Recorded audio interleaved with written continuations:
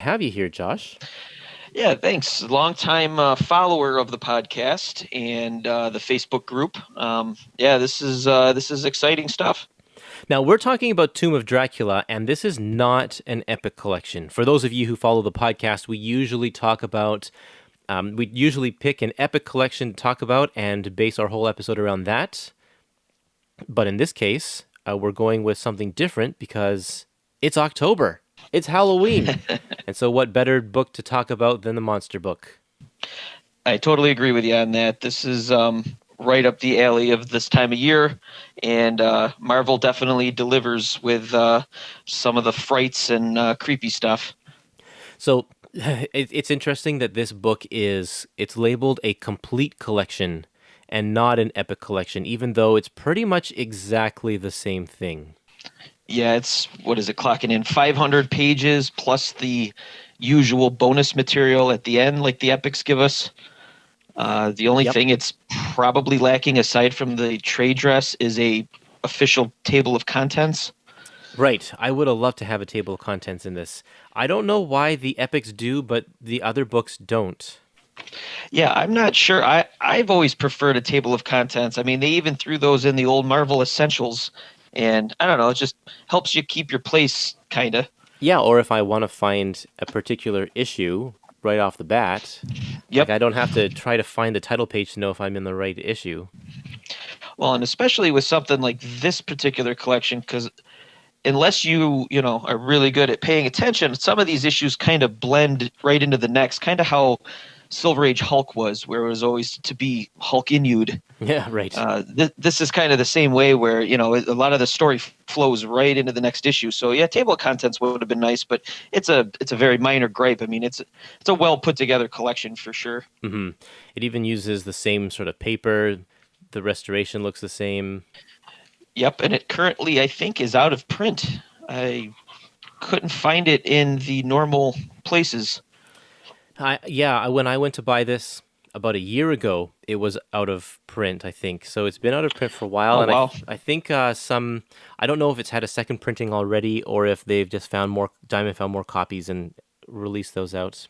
And this was an interesting time for Marvel as well because the comic code was just kind of loosening up, right? Yes, after what Stan did those three anti-drug issues of Spider-Man. That had no Uh, code on the cover. yep, he ran them anyway because he felt it was an important story to tell. I think the code started to get looked at a little bit with how stringent they were on certain, things weren't allowed, such as werewolves and vampires and things of that nature. Yeah, so as soon as they revised the code, there was a flood of these books, especially from Marvel that came: Tomb of Dracula, Werewolf by Night, Monster of Frankenstein, a couple of different continuing horror anthology stories. Hmm. This is mainstay stuff from the golden age of comics. Well, and this I think also because Warren publications were getting big at this time, and those were being sold as black and white magazines, obviously. So they were hitting a different market, they were being able to be published without the code, but they were all dealing with horror and those types of themes. So I know Stan, from what I've read, wanted to very much get into that market, hence all the black and white Marvel magazines also of this time. But this was also hitting in, the satanic panic of the 70s, Right, just right. that kind of cultural zeitgeist of The Exorcist and everybody getting Ouija boards and all that crazy stuff. Yeah, it's so interesting how it fits. Like I didn't even realize that, but you're right. All of this is exactly that time. Yeah. It was all hitting. The Hammer horror films were huge. Yep. Bringing back a lot of these old things, and yeah, it was Amityville horror. The real life hauntings The and things. I mean, it Omen. was just, yes, they were all over the place at this point, and there was just a big, huge resurgence of this stuff. Because, like you said, this was popular once upon a time in the 30s and 40s, and then it kind of went away for a while. So this collection, what are we going to be talking about in this episode? Well, this particular collection collects more than what we're actually covering. We have Tomb of Dracula, the regular series, issues 1 through 15, and these complete collections are also reprinting the black and white magazine around the same time that was called Dracula Lives. Yeah. This particular collection collects just the first four of that, um, And and it not even the mostly entire magazine. It only picks right. out the Dracula related stories. Right, and they correct me if I'm wrong, are telling stories of his earlier days, considering he has 500 years of history prior to Yeah, this. so I really love how they do this. So Tomb of Dracula is the color comic book, and it deals with Dracula being, well, resurrected, I guess, in modern day 1970s. Hmm. And that's the adventures of Dracula today. And the Dracula Lives magazine is all of the adventures that he's dealt with in the past 500 years of his life. So it's very, very cool to have a difference between the two. The magazine also, because it's a magazine, doesn't follow the comic code at all. Right, Like it doesn't have to adhere to that. Not that right. the comic had to adhere to that either, but it didn't. So it was more mature. There's a lot more mature content in the magazine, and part of me thinks that is why this is not an epic collection. Yeah, that's probably a good call on that because I was, Marvel's been pumping out a lot of these complete collections that, many of us on the boards are wonder why this wasn't just slapped with the epic trade dress. But you're probably right. It's probably trying to market more towards the mainstream kind of superhero fare because that stuff is relatively harmless Yep. in compared to this stuff. Along with Werewolf by Night and Man Thing and Son of Satan, it gets a little on edge sometimes. Yeah. Yeah, I can see they're definitely keeping the Epic collection to be more friendly. This one has a parental advisory warning on the back of it. Oh, I didn't even notice that Yep. before. There's one Epic collection that has a parental advisory warning on the back. Do you know which one it is? Is it a Moon Knight? Nope. What one is it? It's the Wolverine volume that has the most current material in it called Blood Debt. That also has the Origin miniseries. Ah, okay, that makes sense then. Yeah, Yep. because that gets the Origin miniseries gets a little bloody there. Yep. Okay, so we decided when we were talking about doing this episode that I would really like to have the Tomb of Dracula episodes that we do just be Tomb of Dracula. So we are not going to cover the Dracula Lives magazine stories. We're going to save that for an actual Dracula Lives episode. Yeah, So, that'll be cool because they have we're up to three collections now, and they're going to be kind of sprinkling those in throughout as they release these. And of course, fingers crossed, they release the whole series like this. yeah. I think by the time we get to the complete collection, Volume 4, all of the Dracula Lives issues will be reprinted. So we'll be able Okay. to kind of fly right through those.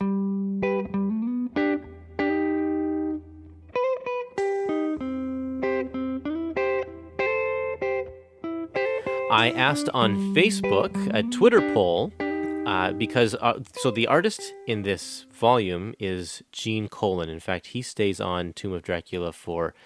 Is he on for the entire run?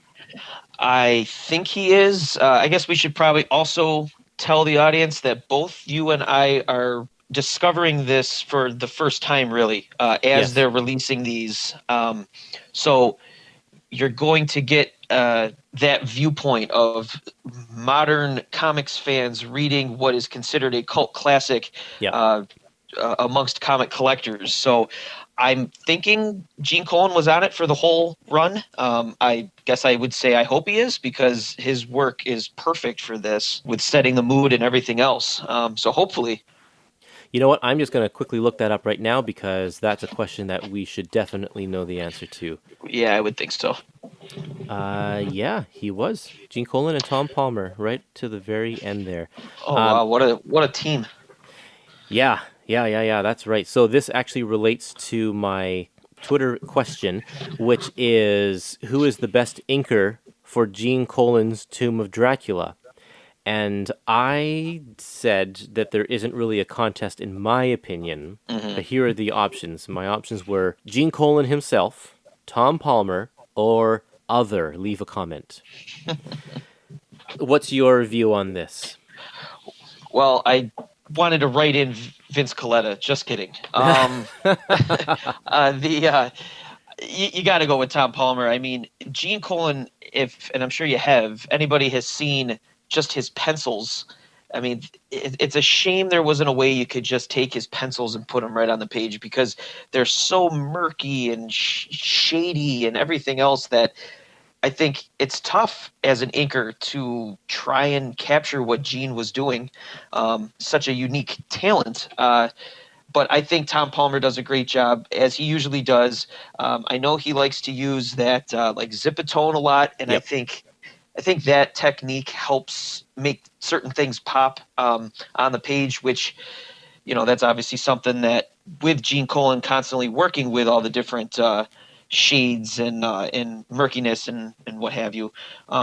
But yeah, so I would definitely have to agree. There's no contest. It would have to be Tom Palmer, and clearly the powers that be agreed with that if they stayed on for the full 70. They did, yeah. Tom and Gene were on for like almost the entire run. Now, I also said Tom Palmer because Tom Palmer inflects so much of his own personal inking style into his work. Hmm. It doesn't matter who he's doing it, whether it be John Buscema or whatever. It's Hmm. there. It's such a distinct style, and he brings a distinct style to Gene Colan's art as well. So you have Gene's incredible layouts, his very dynamic use of panel arrangements, and Yes. his use of posture, and definitely his use of shadows because Gene's a master at shadows. He really is. Even just a shadow on someone's face can be tricky Yep. for an artist, and Gene just lived in that. I mean, you flip through this, just the art alone is makes it worth a purchase. But then Tom Palmer takes that and he defines the faces. Tom is incredible with expressions, Hmm. and so he takes Gene's. You call his art, his pencils murky, and that's a good description. And when Gene inks his own stuff, it's very murky, which is fine. It's great. It's really dynamic. But what Tom Palmer brings to Gene Colan's art is just kind of tightening it up and giving it some good grounding. I could agree with that for sure. So I found this very interesting that the actual results of the Twitter poll, the majority of the people actually voted for Gene Colan as best inker for Tomb of Dracula. I mean, I could understand that he's unique enough of a art style that you know there's probably stuff as much as we've gushed about Tom Palmer that perhaps was lost in translation when he was inking it. Yeah, and I think that so let me just say that Tom Palmer inking himself is also excellent. I don't want to say that I don't like that. I just like it Hmm. with Tom Palmer more. But there's something to be said about an artist inking their own work. You could possibly say that it is the pencils are fully realized at that point. Yeah, I would agree with that. One of the things, especially with the Gene Cole and Tom Palmer as an example, that art duo, I mean, you really see how something like this is a culmination of a creative team coming together. Yeah. With especially when Wolfman hits the book with what is it, issue 7. I mean, you can see why this thing lasted as long as it did, and why it has the fan base that it does. Mm-hmm. Yeah. Okay, so let's move over to some comments. I asked on various social media sites to give me some comments, and boy, we got a lot of feedback from Tomb of Dracula. A lot of the comments are the same, so we're going to kind of plow through this. Just interrupt me, Josh, if there's Mhm. anything you want to comment on. Sure. Over on Twitter, Looney Brains said, best horror comic series till to date, in my humble opinion. Bill Amori says that artwork is fantastic. Cody is Rodeo says, read the whole 70 issue run digitally and loved it. Also included the historic Dracula tales that are from the Dracula magazine in my reading, and the Marvel Bram Stoker interpretation. Maybe the best early 70s run of a single Marvel comic? Yeah, it could be. That's actually a really good comment, just because the superheroes were all trying to figure out where they were going, whereas this is fresh and new and brand new number one hitting the stands right at that peak time. He also says the only thing that could possibly rival this or surpass this is Master of Kung Fu. but he says he only read the first epic of that so far. That is also another title that I have not read that everyone speaks so highly about that I really, really need to get into. Yep, I totally agree. That was always one I passed when I was growing up as a kid because, oh, this isn't a superhero, it must be garbage, which is definitely not the right attitude because I keep hearing good things, and the Paul Galassi art on that is just insane. Yeah. So he said that Cody is Rodeo said that he also included the Marvel Bram Stoker interpretation, like the adaptation of the actual Bram Stoker novel. Oh, okay. And that was part of a line called Marvel Classics Comics. It was issue number 9. And that has a really nice cover that looks to me like it is Tom Palmer, definitely on inks, and probably Gene Colan as well, penciling it. I wonder if they plan on putting that in one of these complete collections. Yeah, I'm not sure. It's cover dated 1976, so this would have been done after the series, or after the series was well underway. So that's Right. definitely a Gene Colan. Like it looks exactly like how he draws Dracula in the series here. Now the thing is, the adaptation itself is not it's not an actual Marvel comic. It's a Mm. reprint of an old comic series. There's a series of books called Pocket Classics, and they came out in the 70s or so. They were just tiny little digest 60-page adaptations of famous literature. And let's see, inside, what does this one say? Copyright. Oh, this one says copyright 1984 by Academic Industries. I don't think that's the original person who did this because these were from the 70s.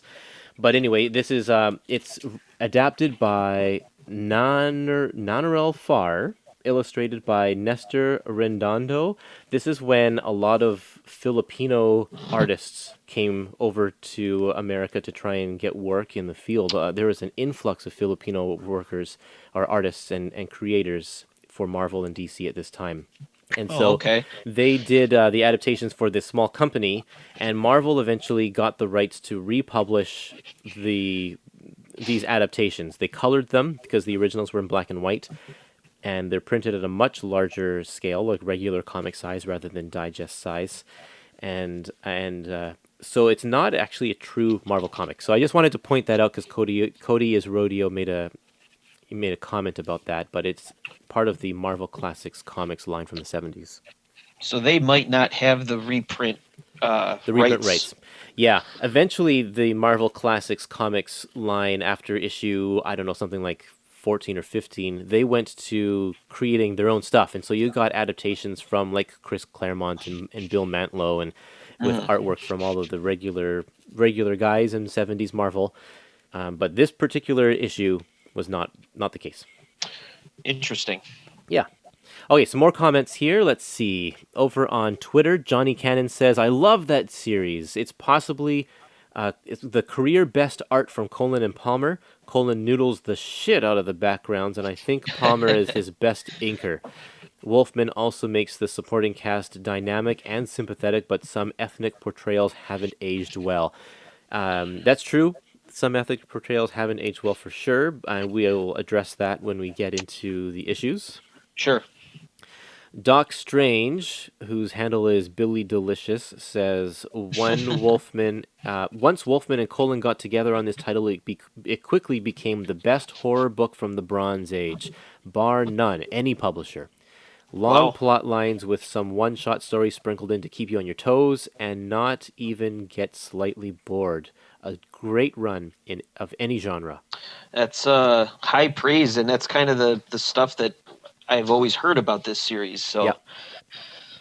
Steve Sellers says a true classic by a legendary team. It takes a few issues before Wolfman comes in, but it really gets going. Gene Colan and Tom Palmer are a great art team, and so much of the book is the visual storytelling and the depth in the inking. They need to collect more of this, which they are. As of this recording, I think Tomb of Dracula Volume 3 just dropped. So, yeah. yeah, it's going to be nice to have all these on the shelf, and the color is nice, but I could see how just these in black and white wouldn't have been all that bad either, just because again of the use of shadow and the inking. But yeah, these are really nice books, and I look forward to having the whole set. You can read them all in black and white if you buy the essentials, because the essentials, of course, are just black and white. And I could see this as looking really good in black and white. However, if you look at the stuff from the Dracula Lives magazine, it's so different because they are drawing that with black and white in mind. So you get True. very, very different types of shading. Even the stuff that's like Tom Palmer and stuff. It's all very, very different because when you ink with the idea that it's going to be colored, you ink Right. it a different way. Well, you can do like ink wash gradients, and I know there was at least one story in the back where they did highlights in red, which Yep, I thought was really cool. very effective. Yeah. So I don't know. I haven't seen the essentials of Tomb of Dracula to know what it looks like in black and white, but I bet it's still pretty cool. Another comment from Captain Blood of Kirby. It says probably the best series at Marvel for its time, probably the best series ever to star a villain, and I find and find ways to keep him evil while still create sympathy for him. A wonderful cast of well-written characters, and Gene Colan's perfectly suited dark and elegant and evocative artwork, a masterwork. Richard Gentry says, I had every single one of them when I collected comics in the 80s. I wonder what mint condition #1 would go for these days. Hold on to that mint condition #1 until Tomb of Dracula gets his own movie. Well, they're redoing Blade, so who knows? Hopefully, they take some of these elements of Tomb of Dracula that the original movies kind of passed on. And Dracula is a public domain character, so how cool would that be if Dracula actually was in a Blade movie? That would be Oh, that would be so cool. awesome. That would be really cool. Okay, Sean Gallagher says, I just picked up this series. The art is some of the best of the 70s. I like Tom Palmer, and he and Colin mesh great, almost as well as Buscema. Wolfman builds an interesting supporting cast. Reading Volume 2 now, and it just gets better. That's great to hear. Yeah. Because this is already stellar, so if it's even going to get better from there, then I'm on board. Absolutely. JC says Gene Colan was the perfect artist for this series. His use of shadow gives his work an eerie feel, an excellent marriage of artist and subject matter. Yes, we've already touched on that. And then last comment here, Timothy says, great book. Was very happy Marvel looks to be on set to releasing one volume a year. It is one of the immediate examples of the first major change to the comic code in the early 70s. They were very creative in how they used Dracula both as a protagonist and antagonist in this series. Yeah. Yep, absolutely. And I have very specific examples once we get into the issues for that too.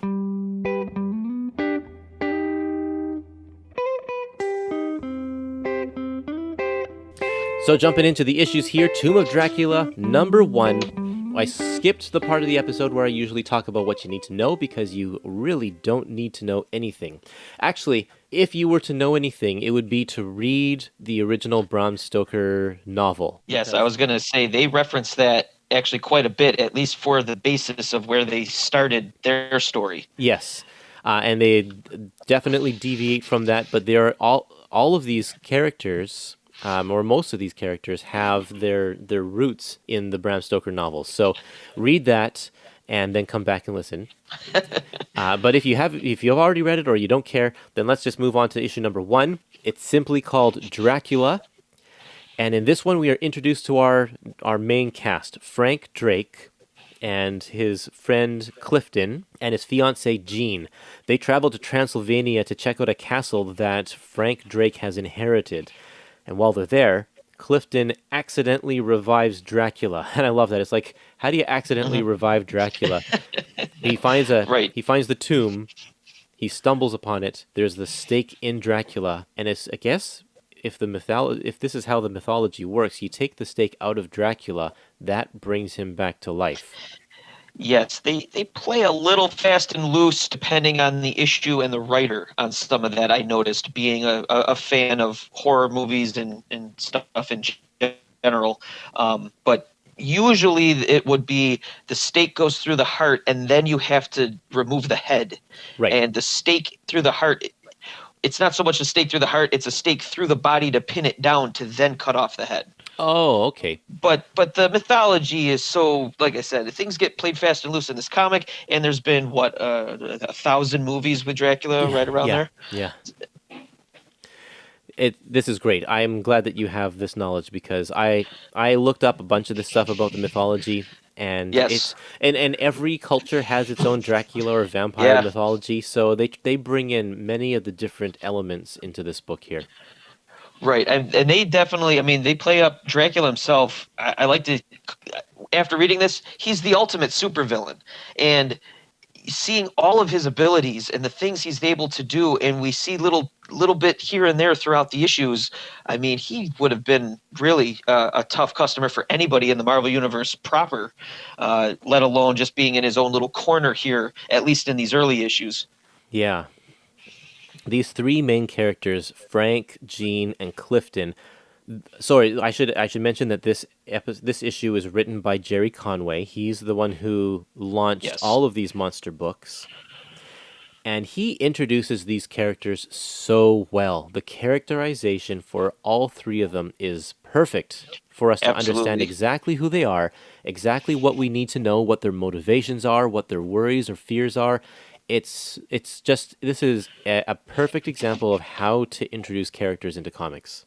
That's exactly it, and that is Jerry Conway's wheelhouse. It seems. Yes. You had what 25 pages for issue one, and I mean it felt like you watched a really cool like half-hour episode of like a Dracula soap opera almost. He just does that so well. He did that with his Spider-Man run. Firestorm over at DC was one of his creations, and everybody says that's the Marvel DC book. Yeah, Yeah. it would have been interesting to see had he stuck with this if he didn't have other stuff that was constantly, he wrote so many things. I'm curious where he would have taken the book because, yeah, I agree. The soap opera angle of things just in this first issue is so well done. And it's perfectly paced too. The way as they're building this tension, as they're driving to the castle, and as they enter the Yes. castle, and as they're exploring the castle, everything, the tension, and this is also partly because of Gene Colan's pacing as well, because he's doing the layouts. It's just so well told. It's just what a great first issue. It starts off with a bang. It really does, and it does leave on something of a cliffhanger. But at the same point, if this was it, this was a satisfying, 25-page little horror story. Yeah, Bram Stoker's novel is written into the story, like we said, right at the very beginning, because they use it as reference. So, have you read that book? I never have. I want to after reading this, but I've heard it's a dry read, so I always kind of ended up avoiding it. It's very interesting, the book, because it's written as a collection of letters and journal entries. It's not written Oh, as okay. your typical prose novel. So the first chapter would be a letter to somebody, and then the next chapter would be the response letter, and then the next chapter would be a journal entry from one of the characters, and that kind of stuff. So they Okay. treat those entries as actual historical documents in this book. I think it's very, very clever. It's I very like that a clever. lot. Yeah, it's really neat. If you're worried about it being dry, I would suggest picking up an audiobook version of it. You can find even abridged versions that cut out a lot of the just the dryness and get to the heart and Yeah. the meat of the story because it's a really good book. I don't mind a dry read if I'm in the mood for it. A lot of times I like action and adventure. Well, But I feel like I should read this just because it's, so much stuff came from this thing in yeah. popular culture. And you'll love it. Being a fan and knowing the mythology, it's like the way that they slowly reveal the presence of Dracula is just so good. That's Because cool. nobody knows anything about vampires at that time, and Right, and right. and with you reading it with the foreknowledge of what's going to happen, or the foresight, I guess, of what's going to happen, it's like it makes for a really really good suspenseful read. So Yeah, that makes sense. and so yeah, they reference it quite plainly in this first issue about the letters back and forth and the curse of the castle and everything like that. And we find out that Frank Drake is a descendant of Dracula. His original name was Dracula, but he changed it to Drake to distance himself from that history. Did he change it or did his family change Or it? sorry, yeah, his family has changed it. Yeah, that's right. Speaking of reading the journal entries on page 11 of the collection, page 8 of this issue, he talks about Van Helsing, but he references him as Van Helfing. And I'm curious why they didn't just go with Van Helsing, or why Jerry didn't just go with Helsing. Oh yeah, right. Because later on, it's plainly Helsing, because they introduce a Right. descendant of that character. And I'm wondering if perhaps it's because a lot of S's look like F's in the old style of writing, and I wonder if it just got weirdly lost in translation when they wrote it down. But I feel like at this point everybody knew Van Helsing as well. So Yeah, so I wonder if it's possible that maybe Jerry Conway didn't want to have it directly be the same character, or have his own, like they could copyright of Van Helsing instead of right, Van Helsing. I don't know. I mean, it's very possible. I mean, it's there's a lot of those kind of little moments where they're trying to figure out the direction of the book, and then again, as soon as Marv Wolfman took over, he knew where he was going with stuff. Yeah. Even, and we'll talk about it, he retconned a few things from this issue later in his run in this book. Okay, okay. I didn't notice that. You'll have to clue me in when we get to those points. Okay, yep, no problem. And the other possibility is that it's just simply a typo. The Very true. letterer Yeah. just made a mistake. The shocker in this one is that Jean, the fiance, dies right away. I was all set for her to be a regular supporting cast member, and then Yep. she's just taken out. It turned into a vampire in the very first issue, so that was a nice shock. Well, and I will yeah, and that last shot of her looking up kind of cute, but clearly she's a horrible monster now Yep. is it's almost haunting with how it was drawn. um One of the things I did as I was keeping my notes is I kind of kept a kill count on Okay. each issue. Yep. um and some of it isn't always super clear, but I kind of made note of how many, because this book has a lot of deaths.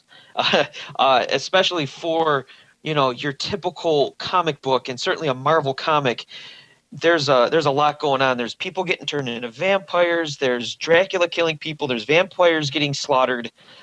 There's quite a bit of it, and then there's stuff that's just alluded to. So I'm kind of keeping a count as we go, and I'll give you what I think is the total kill count at the end. Okay, that's awesome. Fantastic. Let's move on to issue number 2. Why don't you take this one for us, Josh? Sure. Issue 2. This is called The Fear Within. This is also Jerry Conway. This would be his second and what I believe is his last issue. Um, Basically, directly follows up with issue 1. Dracula, who's now free once again. He gets revenge on someone who betrayed him, and he feeds. And then while that's going on, Frank and Clifton are dealing with Jean, who clearly is now a vampire. Which this is a nice little wrap up to the beginning of this story with that Jerry started, because we see a lot more of the Jean Clifton. Well, I suppose we didn't really mention that Clifton is Jean's ex fiance or ex Yeah. boyfriend, Yeah. and he goes with Jean and Frank as Mr. Third Wheel to Castle Dracula in issue 1. So he's all angry and bitter and jealous. And he actually falls under the spell of Jean, who, as a vampire or vampiress, she can mentally control people to a certain way, and but eventually Frank has to do the deed, and he has to kill Jean, who then gets hit by sunlight, and she also dusts. So Yeah. it's kind of a pretty bleak issue. It's definitely dark. Are you counting only the deaths by Dracula? I'm actually counting everything that I can find that would be considered a death. I am So keeping them separate in my notes, yeah. but yeah, I'm because I'm also counting vampire deaths as well. So does Jean die twice here? I count it as one overall death because it's I would say her getting the stake through the back Yeah. probably got her, but then as a final, I would say the sunlight finishes her off. No, but I mean, would Dracula turning her into a vampire Oh, I be a see. death? Because technically she's undead at that point, right? Well, and that's kind of the gray area on this, just because it is kind of tough because they never really make a defined difference between when Dracula feeds and when Dracula maybe feeds and that person turns, Right. because we see a lot of people that get fed on that That are are just just dead. assumed, yeah, exactly, are just assumed dead. And I know there have been, again, movies that have played with that concept that, you know, they can be quite vicious and kill the person and just for the feeding. In this case, it is left kind of, do these people later just walk up and become vampires? I mean, we know he's Yeah. turning people throughout this series, but yeah, like I said, it's going to be an approximate number. So I know that there are some movies or books and stuff that say the way the vampire turns is Dracula drinks their blood, but then they have to also drink some of Dracula's blood, and that triggers the turn to vampirism. Yep, that I've heard that. I've also heard where it doesn't matter who turned you, but whatever vampire turned you, if you kill that vampire, then you also die. Or they've had it Right. where you lose your vampirism and you get to be normal again. No. There's probably every iteration of this at this point in 2019. They've been playing with vampire mythology in Hollywood. Yeah. So who knows where this is kind of a lot of your basic stuff. And they play with all the Christian symbology. The crucifix is deadly to him and everything else. So it's kind of interesting because, and not to go on that tangent, but this was a time where Marvel was really playing with the concept of with Ghost Rider and Son of Satan. They really were somewhat defining the role of Satan and God in the Marvel universe. So this issue is inked by Vince Coletta, and it's the Yes. last one was inked by Gene. This one is inked by Coletta, and it's definitely has a different feel to it. Yeah. I mean, I have never really been too much of a fan of Vince Coletta's inks. The only time it didn't bother me too much was on the '60s Thor run when he was really going the main guy there. Yeah, Only because it added to that kind of storybook book of mythology feel to the strip, which I thought really benefited from it. yeah, But then there's times where he goes a little too scratchy with the lines when doing shading on a face where you lose form. yeah. So That's kind of where I don't like his work. But actually, you see that fairly minimally in this one, in this issue here. It's yeah, actually just a yeah, it's just a few panels here or there that I'm not too keen on. But mhm. Gene's heavy hand in the penciling, I think, really helps. The fact that he likes to use such dark, blocky shadows it reins Vince Coletta in. There's another issue later on that Vince inks that I don't like as much. I know exactly what you're talking about. Yes, Okay. we'll get to that one. Yeah. I do want to just mention the cover. This looks like a John Severin Yeah. style. I mean, it has a little JS on there, Yeah, but it's definitely John Severin for sure. and I know he was probably still with Marvel. Was he? He was on Sergeant Fury still, probably. I'm guessing. In the early 70s, yeah, I would say so, yeah. Yeah. But I was an avid collector of Cracked magazine as a kid, so he was all over that magazine. So Nice. I picked that out right away, especially with the people huddling under the tunnel there. If we can mention these covers, a lot of times they really don't have much to do with the story inside. Um, I noticed that Yeah, they're just to grab somebody to buy it. It seemed more so than telling the story. which is how Marvel does their covers these days. Yeah. Um, Yes. but this was also a period where in the 70s Marvel put just the like a spot image in the middle in a box in the cover, so it wouldn't take up the whole cover. It would be Right. focused in this box. Yeah, that didn't last too awful long. I You definitely lose artwork space Yeah. when you do that framing. Um, I did also want to make mention. This is, I think, our last issue where we get to see Dracula all pale and corpse-like. Right. The next issue, he loses that pallor to his skin. Uh, I would have been just fine if they kept him looking like that, but I mean, he wouldn't blend in as well, I suppose, with regular folk. I think it was a good decision. Yeah, I mean, long term it was, but it makes him look more monstrous. True. You wanted to mention something about the logo, right? Yeah, I just wanted to make mention. I mean, the old timers hand drew all of their logos. You know, there obviously wasn't computers to help, and just the design. I don't know who designed this. Sometimes they had actual people designated as the logo designers, but the way that they drew this, where of Dracula was inside. It looks like his cape, Yep. but then they have these little spots at the top corners where you could see like the bat claw coming off Right, of it. right. It's subtle, but it's so well done.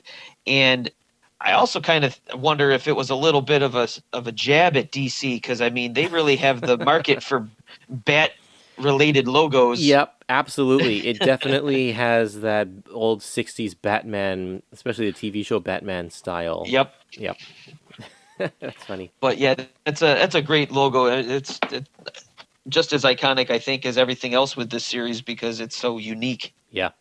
So what I like about this issue is the first issue introduced us to the lore of Dracula, Hmm. and then this issue introduces us to the person of Dracula. So we Right. get kind of one at a time. We found out all about the history. Now we're finding out who is Dracula, what makes him tick, and what kind of person or creature is he. So that's a really nice way to spread out the information. Yes, I agree with that. And he was always the classic representation of Dracula was always a refined, like aristocrat type of, he was a count. He was Yep. a man of high standing and of elegance, I guess you could say. So they definitely play up that version in this series as well. Yes, He's a yes. man of culture almost. Issue number 3 is called Who Stalks the Vampire? So Archie Goodwin is the writer of this issue and taking over for Jerry Conway. He'll just be on for, is it just this one issue, I think? Yeah. No, it's Nope, and two. the next one. Yeah, 2 issues. Yep. But Tom Palmer makes his debut inking, and there is this just a stark difference. I love on page 55, which is page 4 of the issue, Yes. that face, the glowing face of Dracula. And that's the It's difference between Tom Palmer, the biggest difference between Tom Palmer's inks and Gene Colan's inks, mhm. is the definition you get in the facial features, I think. The simple drawing that it is actually quite startling. The way that it's centered kind of in this murky panel, so it really pops with it being all white with like a somewhat black background. It actually Yep. it's kind of creepy actually. It is, well, because the pupils are dilated and the head is Yep. just slightly askew to give Yep. it a kind of a creepy look. So, and it's also just coming, it's an upshot as well, so it looks like Right. Dracula's towering above. Like it's a great panel. Yeah, I like that. Frank is about to kill himself over the loss of his fiancée and everything happening with Dracula, but he's stopped by a couple of new characters introduced here by Archie Goodwin, Rachel Van Helsing and her silent bodyguard Taj. And together they search for Dracula's tomb. And in the process, Dracula enslaves Cliff, and Cliff now becomes his mindless servant. And they Hmm. go and buy his castle, because I guess the timeline is a little askew here. We're not exactly sure how much time has passed, because Frank in the first issue was supposed to inherit his castle, or he has inherited his castle. By this time, he sold his castle, the remains, the shard, because it caught fire in the first issue. The charred remains Right. of the castle are now sold to someone named Isla Strangeway, Right. or Yeah, we forgot to Strangway. mention in issue one, the villagers torched the castle. Yep. So Dracula has a plan. He wants to buy the castle from this Isla Strangway. What do you think of these two new characters, Rachel Van Helsing and Taj? I love them. I will say I because I don't know what's to come for the bulk of this series, but it seems like we probably shouldn't get too attached to anybody. Yeah. But I think Taj and Rachel, I just think they're both very compelling characters. I like how frank is our viewpoint into the world of vampire hunters, which clearly have been going on for quite some time in the Marvel Right. universe. Yeah. So that was a really good way to get into this, and obviously we're introduced to more as this collection continues. But I really do. I think Taj is visually interesting and different. I mean, I'm assuming he's what, from India or Yep. Pakistan. I mean, he's probably a sheik. So there really isn't that kind of representation at all, really, in comics that I can think of at this point in time, at least for a recurring character. So Yeah, and I don't know if this is one of the dated cultural references that was it Johnny that was saying, or yeah, I mean, it could be. It's. I mean, just. I mean, with the name Taj, I suppose could be like somewhat lazy writing in terms of that. But I this is a positive character in my opinion. yep. I mean, he's treated with respect, and he's he's quite an asset to the team as well. So Yeah, I think that as far as racial stereotypes go, this one's pretty mild. I mean, you could just comment on the fact that his his turban is probably pretty stereotypical because it's not accurately drawn and that kind of right, thing. But other than that, it's like the skin tone is maybe a little off because it's very kind of grayish as well, but that's right. due to the limited number of colors that they had to use at this point in comics as well. Right. Well, and I like that because we will eventually get a little bit of his backstory, but I like that we have a character that isn't just from America, or we kind of like with the all new, all different X-Men, we're getting a little sense of this is a global problem, these, vampires. So I think it's really cool that we have his inclusion, and hopefully he lasts all 70 issues. Well, and Van Helsing herself, she's from German descent, and the whole Right. story takes place in London. So we are getting a multicultural cast here pretty soon. Yeah. Oh yeah. I did want to say that that splash page, and I'm probably going to say this for several of these issues. Gene Colan knew how to do a splash page. He knew how to right in as soon as you open that, turn the cover. This one, I mean, you're dealing with a character, our main character, who's already suicidal in issue 3, which is just, I mean, it's a depressing topic, and it's right there. And he drew. I'm assuming that's Big Ben in the background, Oh yeah, but it's just filled with just fog and yeah. The just London despair. fog. The London fog is just, and you look at this Yeah, carefully, and it's just careless lines that he's drawn across to indicate the fog, right. and it's brilliant. It works. hmm Well, even the archways holding up this bridge, they're delicately inked so that they even seem like they're faded off. It's really well done. It really is. Yeah, it is. One thing that I wanted to note here is that the dialogue at the very beginning, it's a second person narration. Your name is Frank Drake, and for a day Yes. you've numbly walked the London streets, seeking in vain to erase a memory. It's they do that in Iron Fist in the first few issues of Right. Iron Fist as well in the 70s. So I don't know if this is a 70s thing or what, but it's different from the other ones, and I guess that's Archie Goodwin bringing that to the table as a new and writer. it does and it does seem like it only lasts the first few pages, as opposed, because then there's captions later in this issue that are just your normal caption. So I guess Yes, you're right. it does seem using that technique for this particular, the suicide attempt and rescue, I think adds to the gravity of the scene, quite honestly. It does. We're introduced to a mystical item in this issue called the Black Mirror. Do you know about the Black Mirror? I know nothing about the Black Mirror. Black Mirror is an item from Jewish folklore. It's Oh, it's a okay. gateway to the realm of Lilith.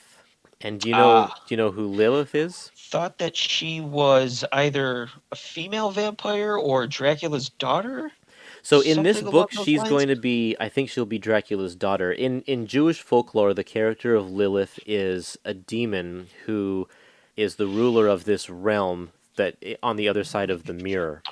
Okay. And I guess I don't know which book this comes out of, but she is the apparently the first wife of Adam, like as in Adam and Eve. Yes, that's right. Yeah, I have heard of that. Yep. It's totally not biblical. I don't know which ancient text the story comes from, but that's part of the Hmm. story. And then she became a destroyer of children. That's her thing, is she destroys children. And so they don't really play with that in this comic. However, the Black Mirror is still a portal to a realm Hmm. of demons, Yes, it is, and I among think other it's the things. I think it's the next issue where we really get to see some of that. What I found interesting with this Dark Mirror or Black Mirror and just the Isla Strangeway character, she's a collector of occult items. I feel like the mirror or her had to have been on Doctor Strange's radar. I'm always looking at this as part of the bigger Marvel universe, and it would have been cool to see these cool little ideas of a crossover or even just a conjoined universe. Perhaps maybe in the Sanctum Sanctorum, there's another one of those dark mirrors. Yeah. Um, it just, for somebody who also collects occult artifacts, you'd think that he would definitely know about her. So in this one, we also see. Actually, I think her name is Ilsa, not Isla. Ilsa Oh, you're right. Strangway. Yes, S is after the L. Yeah. Ilsa. Ilsa has a copy of Bram Stoker's novel, Yes. and so this is where she's getting a lot of her information about Dracula as well. And she's a collector of the occult arts, and so she needs some information on how to keep herself young. Now, here's an interesting thing: will give the castle to Dracula if Dracula in return will turn her into a vampire, so that she will be young and beautiful and stay beautiful for all of eternity. Right. She is painted very much a vain character, Yep. trying to hold on to her youth, and probably the Tom Palmer influences in inking. You can see that last panel, this is on page 71, the very delicate line work done to showcase her wrinkles Yep. Yep. on a still relatively, pretty face. That's a difficult thing to do for an artist, to be able to showcase old and beauty, because too many lines ruins it, and he did just the right amount. So Yep. It's perfect. it's very well done, and I just love that how she talks about how a vampire can't enter a home unless you invite him, and Right. she's all about it. It's like, come on in. Yeah. Well, that brings us to number four. Yes. Number four, this one is called Through a Mirror Darkly.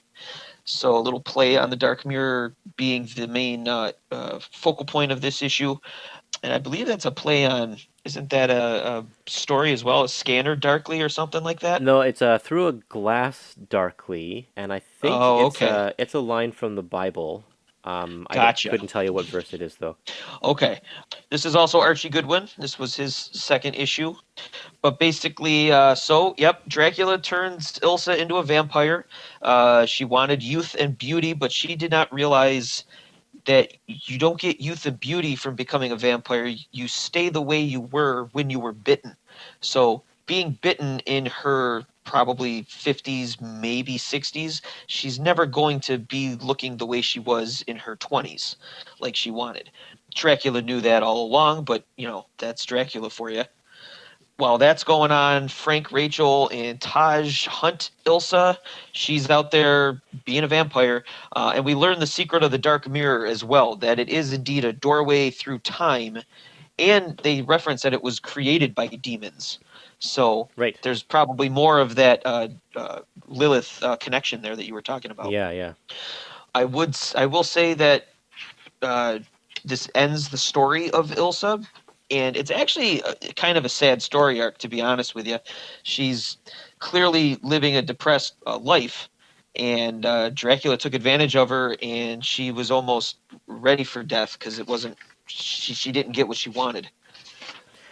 She tricked Dracula into giving false information about the mirror, and Dracula tricked her because apparently the vampire bite will not make her young again. It'll just stop her from aging at the point that she's made a vampire. Right. Yes. And on page 91, she is asking Rachel to do it. She goes, "If you can give me peace, girl, do it."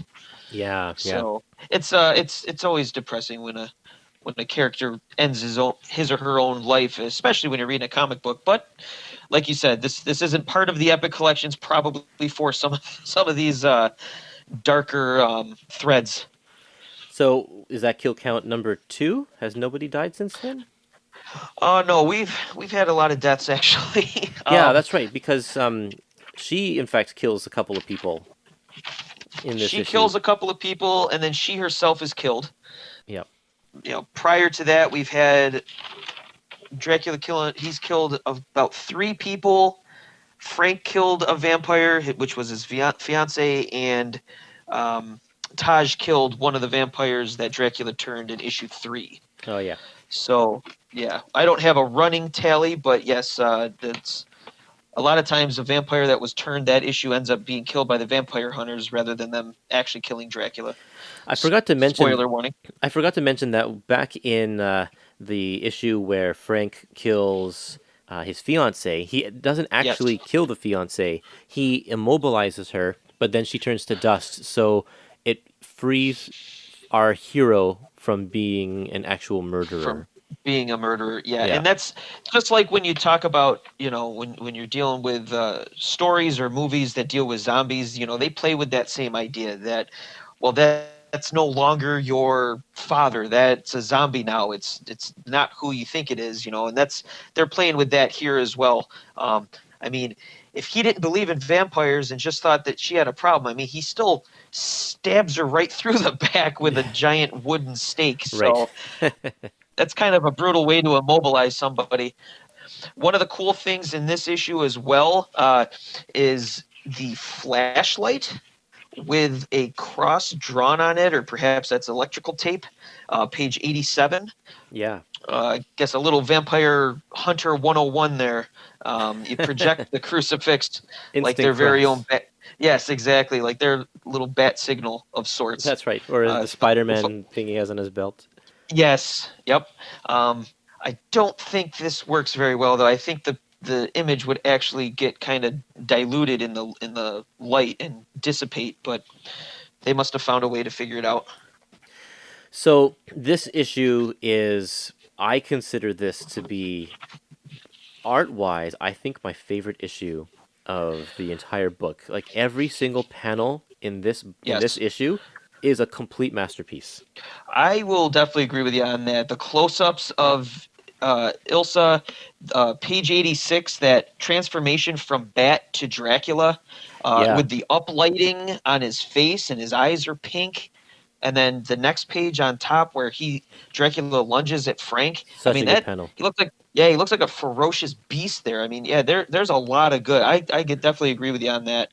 And I just love like there's a page 88 at the very bottom, the last panel where they're shining a beam on him, Yes. and everything's bathed in yellow, and use the zipatone to create Mm-hmm. the cross shadow and such, and there's just on page 85 where Ilsa is going to attack the man and the woman, and you just see her hands, and the woman is like fading into shadow because they're just kind of underneath an archway or something like that. It's just Yeah. and the look of terror on their faces. It's brilliant. There's just so much to love, and of course there are those types of panels scattered throughout these, but I really feel like there's a lot more care and attention, in particular with this issue, with the creative team than others. Yeah, I would agree. Tom Palmer, I know a lot of other inkers or artists will use Zipatone, but in my readings, I feel like he uses it the most and probably to the best effect. Yeah. And the process of that, I believe, is very meticulously cutting out the shape of it that you need, Yep. correct? Well, I So, think you get to it's like a sticky. It has a sticky side, and you right. rub one side of the paper, and Okay. it puts the dots onto the other paper. I mean, that alone causes you to have to spend a little bit more time on the artwork.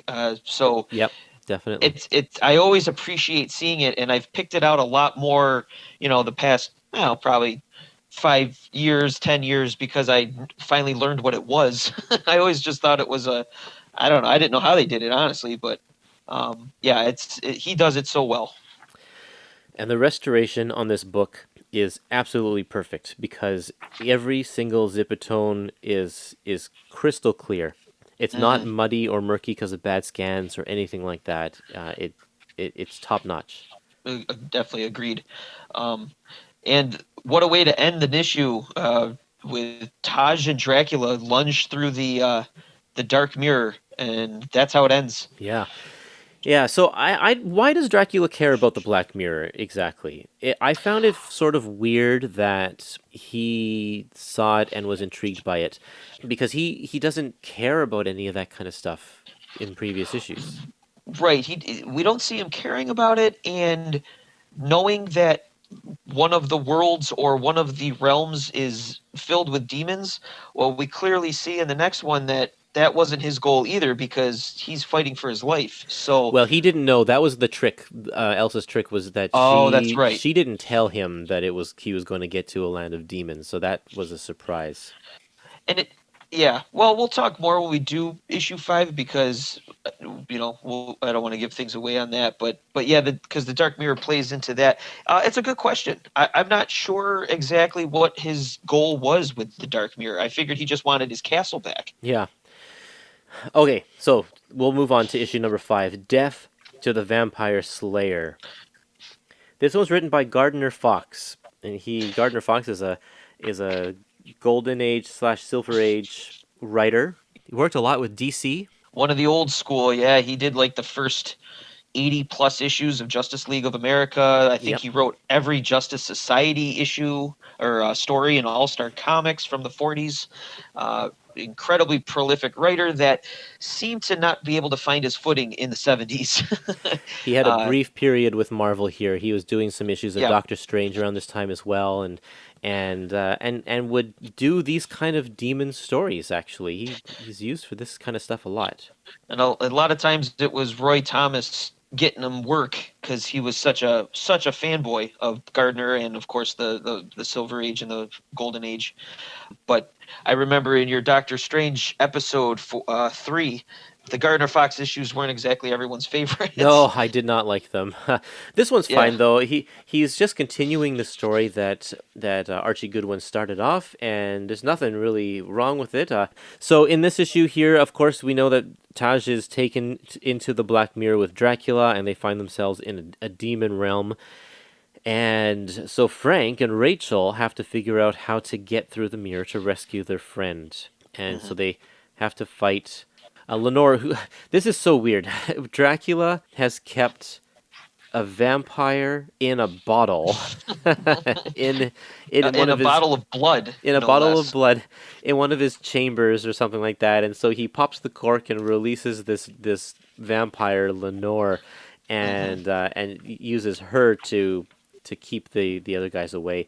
Oh yeah, I guess he finds another mirror and is able to get back. No, sorry, how does this work here? I'm getting all confused because now time travel's involved. Yeah, so Yeah, because he goes into he basically goes back 100 years. He's in like the 1800s Transylvania, and he goes back in time to, it looks like, after he was supposedly originally killed by Abraham Van Helsing, and then he wants to now take him out. Now that yes. he's back there. So I found some. I don't know if this is just a paradoxical, mistake or something, but he travels to the time where Van Helsing has killed Dracula, Hmm. and we know from the first issue that he kills him in his coffin. Right. But at some point in this story, the sun comes up and he has to sleep in his own tomb. So he sleeps in his own tomb, but his own body is not there. Right. Yeah, that's a little weird. And maybe it has, like you said, a time paradox of some sort. Um, I mean, he had no control over finding himself, and it's not like he targeted Transylvania in the 1800s. Yeah. But he realized where he was, and he decided to take full advantage of it. And then this whole thing with Lenore, he only releases her when he realizes that Rachel and Frank have followed through the Dark Mirror, and somehow they were able to choose where they're going to go, and were Yeah. able to go to 1800s Transylvania. So yes, there's kind of a lot of things going on here, and it's, with most time travel stories, it's best not to think about it too much. Yeah, I found that was that this might be my least favorite, and it's coincidental that it's Gardner Fox because it's not that bad of an issue, but it seems so different in just because of the time travel aspect than any of the other issues that we've had so far, and of the ones that come up in the rest of this collection. So you're not going to start a Gardner Fox haters club on Facebook? You know what? I don't hate Gardner Fox. I'm just not a fan of his '70s stuff. Golden Yeah. Age, or yeah, Silver Age Justice League is great. Yeah, this issue's a little like I said, if you think about it too much, it starts to melt your brain a little bit. But on the surface, I mean, we start off with Dracula just fighting a horde of demons. I mean, these are some of my favorite, just 3 pages, and that look of fear on Taj on page 97, where Yeah, he's just gripping Dracula. His shirt's ripped or his jacket's ripped, and he just looks he's he's just done. yeah, he's never seen anything like this before. Yeah, yeah, it's great. And that's what we're assuming he's a seasoned vampire hunter, but demons, he's like, nope, not doing this. Yeah, What I also liked about this issue is, why does Dracula keep Taj alive? And it makes sense because he doesn't know where he's going to show up, so he doesn't know if he's going to have food where he shows up. yeah. So he's keeping him alive, basically how we would keep a pig tied up out back just in case we run out of bacon. Right, and especially once he enters the demon world, like he doesn't can he only feasts on human blood, not any Yeah, sort I of would blood of think any so. creature. Right, so he's keeping him alive, so he Smart. doesn't have to. Yeah, it's pretty well done. And this is the first issue where we really follow Dracula's story. Hmm. He becomes the A plot, and Frank becomes the B plot. You're right. Yeah, this is, and we get more issues like that. Yep. But yeah, it's interesting because you get so wrapped up in what's going on with Dracula, which again, ultimate supervillain. I mean, he's the title of the book, Yeah. and the heroes almost come second fiddle sometimes. Yes. This was a good one. And then another little note I made of Vampire Hunter 101. Apparently, white thornwood is deadly to a vampire. Yeah, so I looked that up because I was just interested in that. So whitethorn it comes from Serbian vampire folklore, Oh, okay. and it states that in the Serbian folklore it says that the stakes must be made of this kind of wood. It's also called Ah, hawthorn wood. okay. Yeah. That's very interesting. Like you said, they pick and choose from different vampire mythologies. That makes sense, and it makes it a little bit more intriguing because it's not just like oak. You have to have a specific wood. I think that I like that. That's pretty cool. Yeah. And later on we'll see Blade has knives that are made out of a very specific wood as well. Right. Yeah. All right. Tomb of Dracula number 6. This is our first issue of 1973. So we are into the second year. This one's called The Moorlands Monster. This is also Gardner Fox. This is his last issue. This basically probably the wrap up to the Dark Mirror saga, I guess you could call it. Dracula and Lenore, they arrive back in the modern day with Rachel, Frank, and Taj hot on their heels. They end up meeting a Lord and Lady Daring, who own a manor on the moors. And they gain an unsuspecting ally in their bestial son Randolph. Hmm. This was okay. The Randolph thing, for some reason, I don't know why, but I just can't get on board with it. Yeah, I would have to agree. This one is another Gardner Fox issue, and it's just it was bizarre because it felt like the focus was placed too heavily on this other monster. Right, and the cover, which is really well done, and I'm guessing maybe, I don't know, looks almost like Neil Adams, but I don't know who did the cover. But they certainly draw the monster to be very almost like Sasquatch, and again, that's very possible with the time that this came out. A lot of that was going around with Bigfoot and everything else, but they give it in my opinion, a lame excuse on what was going on here. Basically, they explain that this Moreland's monster that we're teased in this issue, he's actually a normal human who's suffering from recessive genes, apparently, that are in the bloodline of his family. And he also has Navis pilosis, which causes excessive hair growth. Yeah. Um, So both of those things, rachitis and Navis pilotis, mhm, are actual diseases, but they are really, really extremely exaggerated for this because the rachitis is just low bone density, and that mhm. a lot of that comes out when you see people with like bow legs. Oh, okay. I mean, in some cases, it can really twist you and cripple you, but in most cases, it's not as extreme as twisting someone to make them seem very monstrous like this.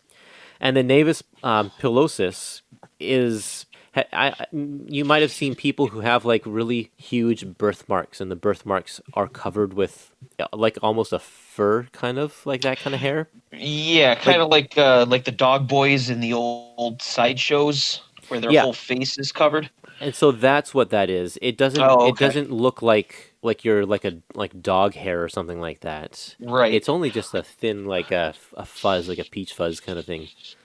I see. I guess my issue with that is that's a cool idea to have it where it's not actually a monster, that it's just a person.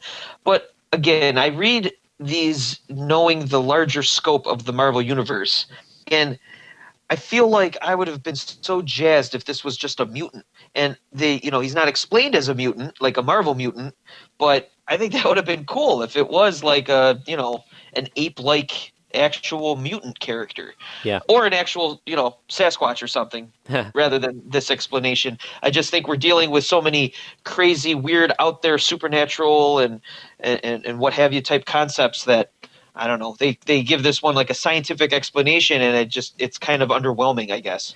Well, and my issue is that we are so heavily invested in Dracula right now Hmm. that we don't need to be introduced to this other character. He's a cool character. It's a great concept, like you said. It's something that Right. I would like to see in the Incredible Hulk at this time in the 70s. Yeah. That would Yeah. work better than sticking it here because all of a sudden we're sidetracked basically. I agree. Would have been interesting instead, because, like you said, we've been invested in the Dracula character. Well, we really don't know much about Lenore. We don't really know much about Lenore and Dracula's past. I don't know if we eventually do get any revealing. I'm guessing we probably don't. But this is also Lenore is killed in this one. Dracula kills somebody, Lenore kills somebody, and then Frank kills Lenore in this one. So that's it on her, and we really didn't get much from her at all. Yeah. But instead, we know all about Randolph. The other thing is that I found that Lenore's death was not particularly clear. So if you what page is that on here? On page 123, if you don't look at any of the words, just pay no attention to the words because this is the Marvel method, right? So the Right. the artist crafts their layouts here, and then the writer puts the dialogue in. So in the first panel, you have Dracula like with his hands over Lenore, Hmm. and then the next skinny panel is there's a gun, and then the third panel is I guess Lenore's being shot, but we don't really know what's going on here. And then I especially don't know what's happening in the last panel. At the arrow, there's an arrow in her. When you just see the wording, it is very weird. The The wording makes it make sense, but I feel like it's forcing it to make sense. Well, I agree. It's basically being showcased here that Frank was aiming to kill Dracula, and at the last second, he threw Lenore in the path of the arrow, and she was killed instead. And Frank even makes mention of that. So again, like you said, trying to avoid making him like a cold-blooded killer of sorts, I Yep. guess. They also it's like, oh, it's too late for me to stop my trigger figure. Like, I mean, if he's a But vampire hunter, I feel like it's okay, but maybe there was violence against women they were trying not to showcase or something. I really think that Gene Colan had it in his mind that Frank was going to shoot Lenore in order to save Rachel. Yeah. I think that that's what Gene was actually trying to do. So if you look at the three panels at the bottom of 122, he hears the cry, he goes and sees Lenore over top of Rachel. He grabs Mhm. his crossbow, and I think he purposely is going to kill Lenore instead of Dracula. But the wording makes it seem otherwise. Agreed, because Lenore's the one that's on top of Rachel right now, Yeah, not Dracula. And then the next panel shows Frank saying, "This time you won't get away, Dracula." Well, is he just going to let Lenore kill Rachel? right. So yeah, you're right. There's a little bit of that disconnect there. And we should probably mention in this issue, Rachel and Frank declare their love for one another. Right. Yes. Yes. So that So the that soap that opera progressed aspect pretty quickly. is yeah, it did. Yeah. But I get the feeling like I said before, we don't really know the how much time has passed between issues. It really Right. feels like they've been on the road for a long time at this point. Yeah, and it probably is that way. And the timing and pacing gets much more precise when Marv Wolfman is really getting into the swing of things. Yeah. Because it's he's not on it yet. So yeah, there's a little bit of the floating around from issue to issue that it's tough to track. But I guess he's over Gene, so good for him. There was at the last page on page 134, we get the second panel. We get a worried Frank who is concerned that he may become a vampire because his blood is Dracula's bloodline. I wonder if this is ever further explored because it's not mentioned again in the rest of this issue or this collection. And I found that to be almost like out of place because it doesn't seem like there's any follow up with that. So I guess my question is, can Dracula father children being a vampire, like the human way? Because that's Um, the only way that he would pass the bloodline down as a vampire. Because if as a he's a vampire, descendant of correct. Dracula, that doesn't necessarily mean that he's a vampire. Exactly. It's not like Dracula is his dad or, like a Teen Wolf scenario. It's very it's kind of a weird worry and kind of like again, they're kind of playing a little fast and loose with the rules because we're on our third writer now. Yeah. So, things aren't as strictly things. I'm just curious if as we go forward if we end up seeing that brought up again because I agree with you. I don't see how that's possible. I don't think he is able to, procreate a normal way now that he is, he's the undead basically. That's Yeah. that's what they keep referring to these vampires as. So he can't create life when he's dead. And then my my other this ending is so bizarre with the four of them being Taj, Rachel, Frank, and Randolph, the hairy weirdo, walking off into Into the fog. the sunset or Yeah. the whatever together as if they are now like the best of pals and Randolph is joining their crew. It's very very weird. It reminds me almost of Wizard of Oz too because it just looks like they're on the yellow brick road or something. Yeah. Yeah, uh, that's right. but to my knowledge, we don't see Randolph ever again. So maybe they don't like the way he smells or something. I have no Yeah. idea. Will you get this walking carpet out of my way? Yeah, exactly. All right, I'm ready for 7 now. Okay, so number 7 is the first issue with Marv Wolfman. This is kind of the other stuff has come and gone. The other writers have done their thing to set the stage. We're introduced to Mhm. the characters, the folklore, and now we're starting a new chapter. And moving forward, this is where the book really takes off. Agreed. And so this one's called Night of the Death Stalkers. Dracula returns to London and enslaves a group of children, and we are introduced to a new character called Quincy Harker. And he telegrams Rachel that he needs her help, and then when they all get over to where he is, he tells this story. And so Harker is a familiar name if you are fans of the original Bram Stoker novel, because there's one character in fact, both Quincy and Harker are both familiar names because those are both characters in the Mm. novel. Nina Harker is the love interest, and then Quincy is one of the suitors. I guess there are a couple of people who are trying to win the affection of Nina in this book, and Quincy's one of them. So apparently, Quincy Harker is the grandson of Nina, and Hmm. he's been named Quincy after that guy from the novel. Gotcha. Oh, Mina. It's Mina Oh, Harker. Mina. Yeah. Okay. It says Quincy's parents were Jonathan and Mina Harker. They fought alongside my grandfather against Dracula, which would be Van Helsing. Okay, yeah, there you go. Yeah, that's the connection there. So now Mina Harker, at one point, I think became a slave of Dracula, Okay. and yeah, so there's they all bonded through their their shared experience with this trauma, and Quincy dies in the book. Spoiler alert. Sorry. That's okay. It's only over 100 years old. Yeah, that's That's right. fine. So I'm confused about the time period that they're trying to portray here, Hmm. because it's supposed to be the 70s, but like they drive around in this like 1920s or 30s style car, Yeah, and just a I lot of think the way they dress is a lot more older style, and but then some like they're using technology like the wheelchair that's definitely not from the 20s or 30s. the car might, because on page 137 we see a normal car behind Edith. Right. Oh Um, yeah, yeah, and that's then true. that could actually just be a little touch of Quincy being an older guy. He's probably, because he's been around for a while, he probably has certain tastes in the older style of things. So maybe, for the 70s, that's certainly a classic car. So maybe that's just, maybe he's just a fan of cars, I guess and so. that's what he likes. Yeah, But it's even that's in an the interesting 70s, you call. didn't drive around in Yeah, this era of car just for fun. that's true.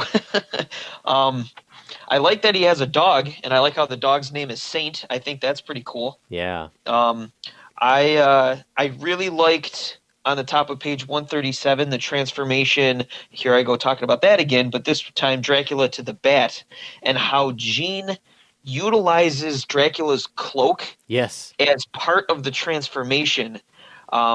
Because every time he does that, usually that middle panel is where he's like just a giant humanoid bat thing, and it's just so cool. It is. And there's been times in this collection, he's a normal size bat, and sometimes he's a human size bat. It's almost like he can be any size bat he wants, but he really takes advantage of that cloak a lot with that. On page 141, there's a Hammer Films reference. So I guess that pretty firmly places this in the 70s. Yes. Yeah. Yep. We get to see just before that. Well, the girl in the beginning is Edith, which is Quincy's daughter. So we're introduced to Quincy, but also his dog and his daughter, and it's revealed that Rachel and Taj basically work with or work for Quincy. Um, but we get on page 138, we get to, another highlight of one of Dracula's many powers, which is controlling of rats. Yeah, yeah, very cool scene. Very, And and for people who are afraid of rats, it's frightening. well, and for me as an exterminator, Oh, I would love that power yeah, because right. it would be a lot less time consuming to set a bunch of traps. Yeah, just shoo them out of there. Yeah, that'd be Yeah, it's great. like problem solved. Um, we also see Quincy being very inventive with vampire hunting weapons. Uh, he comes up with this net that doesn't it have garlic? Yeah, there's Yeah, balls that weigh down the net that are filled with garlic. So there's another little that's the vampire first thing. reference to garlic there that we've had Yep. in the book. Um, and I'm curious if do you think Quincy Harker was the inspiration for the Whistler character in the Blade movies? Oh, Because yeah, I maybe. feel like, he's kind of like the old timer who helps out, the modern day vampire hunter type of thing. I am hoping, like we said, I'd love to see an actual actor playing Quincy Harker, wheelchair bound, vampire hunter. I think that would be really, really cool. But I'm just curious if that's where they kind of started with the Whistler idea. That could be. Yep, I could see that. Very similar. We do see the rat trick again on page 148, and on page 149, panel 3. That screams Scooby Doo and the gang to me. Ah, right, it does. It It looks really just like, does. the group Mystery Inc. getting ready to Yeah. unmask Dracula. And Dracula is just the old man Yeah. from the beginning of the episode. Yep. And I would have Old gotten man away from Hurley. you. If it weren't for you That's meddling kids. let's hope that's how the entire series ends. Yes, yes, that's right. That's what I want to see. Um, my other note that I had on this one was another art thing was page 155, the first panel with the mind controlled children slaves.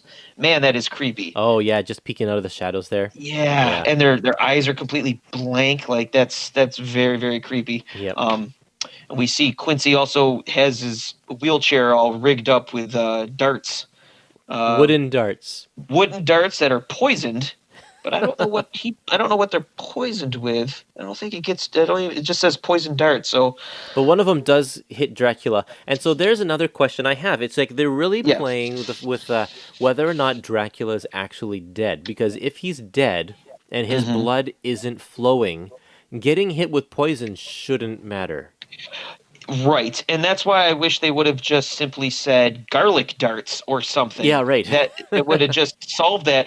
Or if the darts were that white thornwood or whatever it was, maybe it doesn't kill him, but maybe it messes him up. But yeah, it just says poison, and you're right. That shouldn't affect a dead person.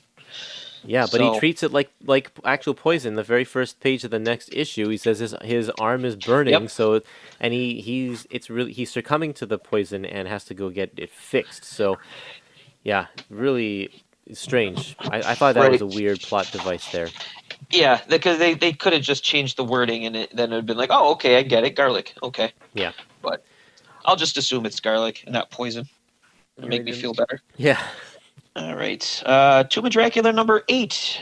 This one is called The Hell Crawlers, which is a very captivating title. Basically, so Dracula getting messed up by the poison dart from the last issue, so it flows right into time-wise, right into the next couple minutes. He seeks help for the dart from a Dr. Heinrich Morte, while the vampire hunters that he left were basically being inundated with his child army, which they eventually escape.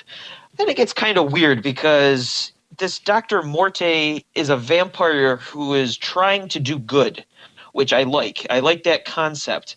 But he has a device that they just refer to as the projector that apparently will create an army of zombie vampires.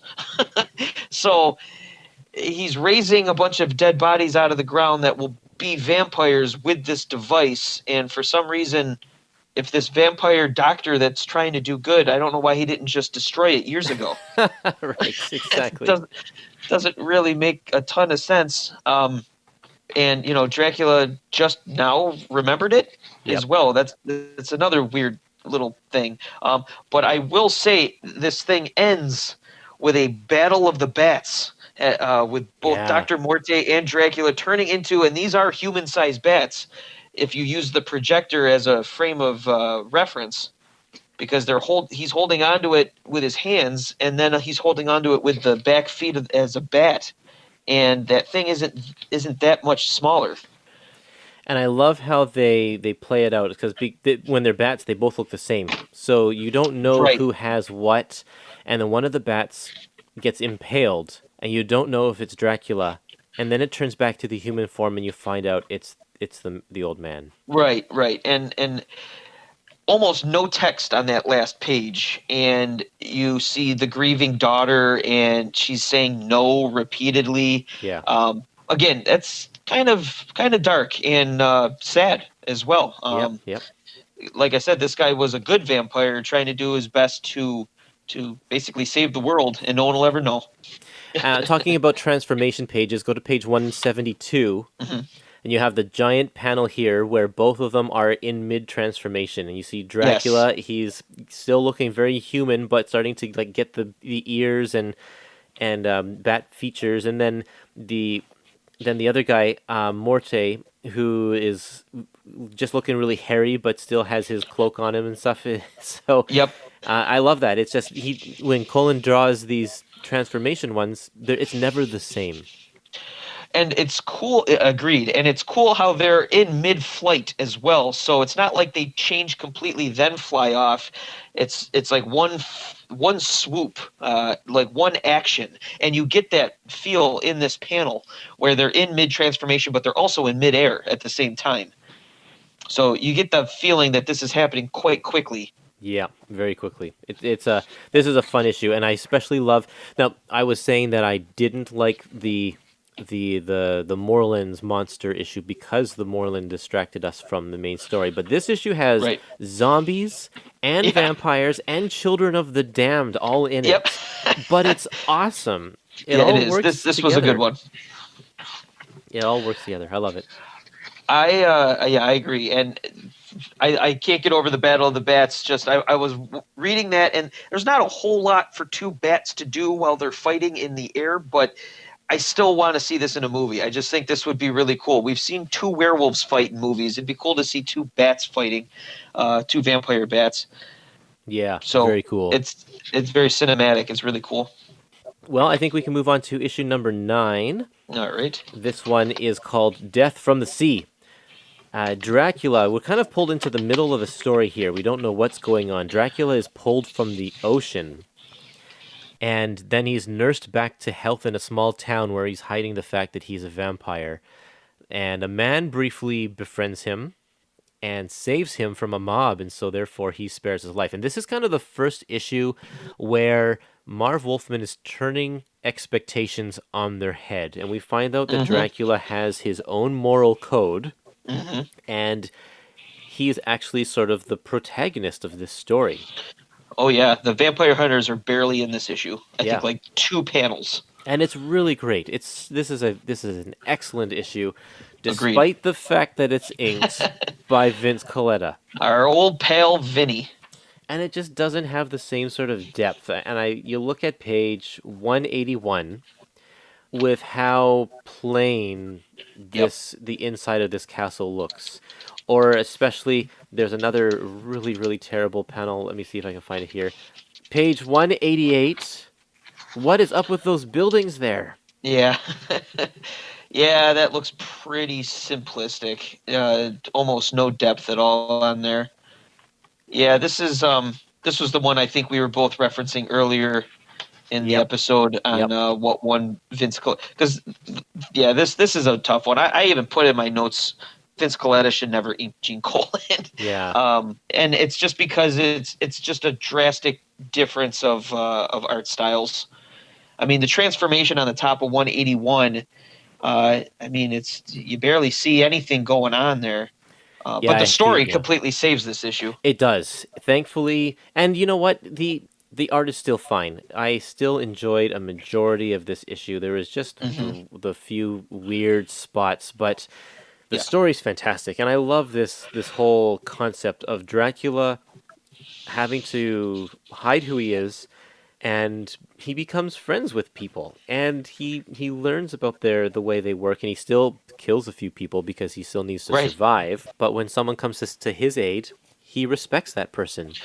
Right, and he is given the quote protection and friendship of Dracula, but it's also with the caveat that until everybody's a vampire type of for whatever reason that's his end game, at least in this issue.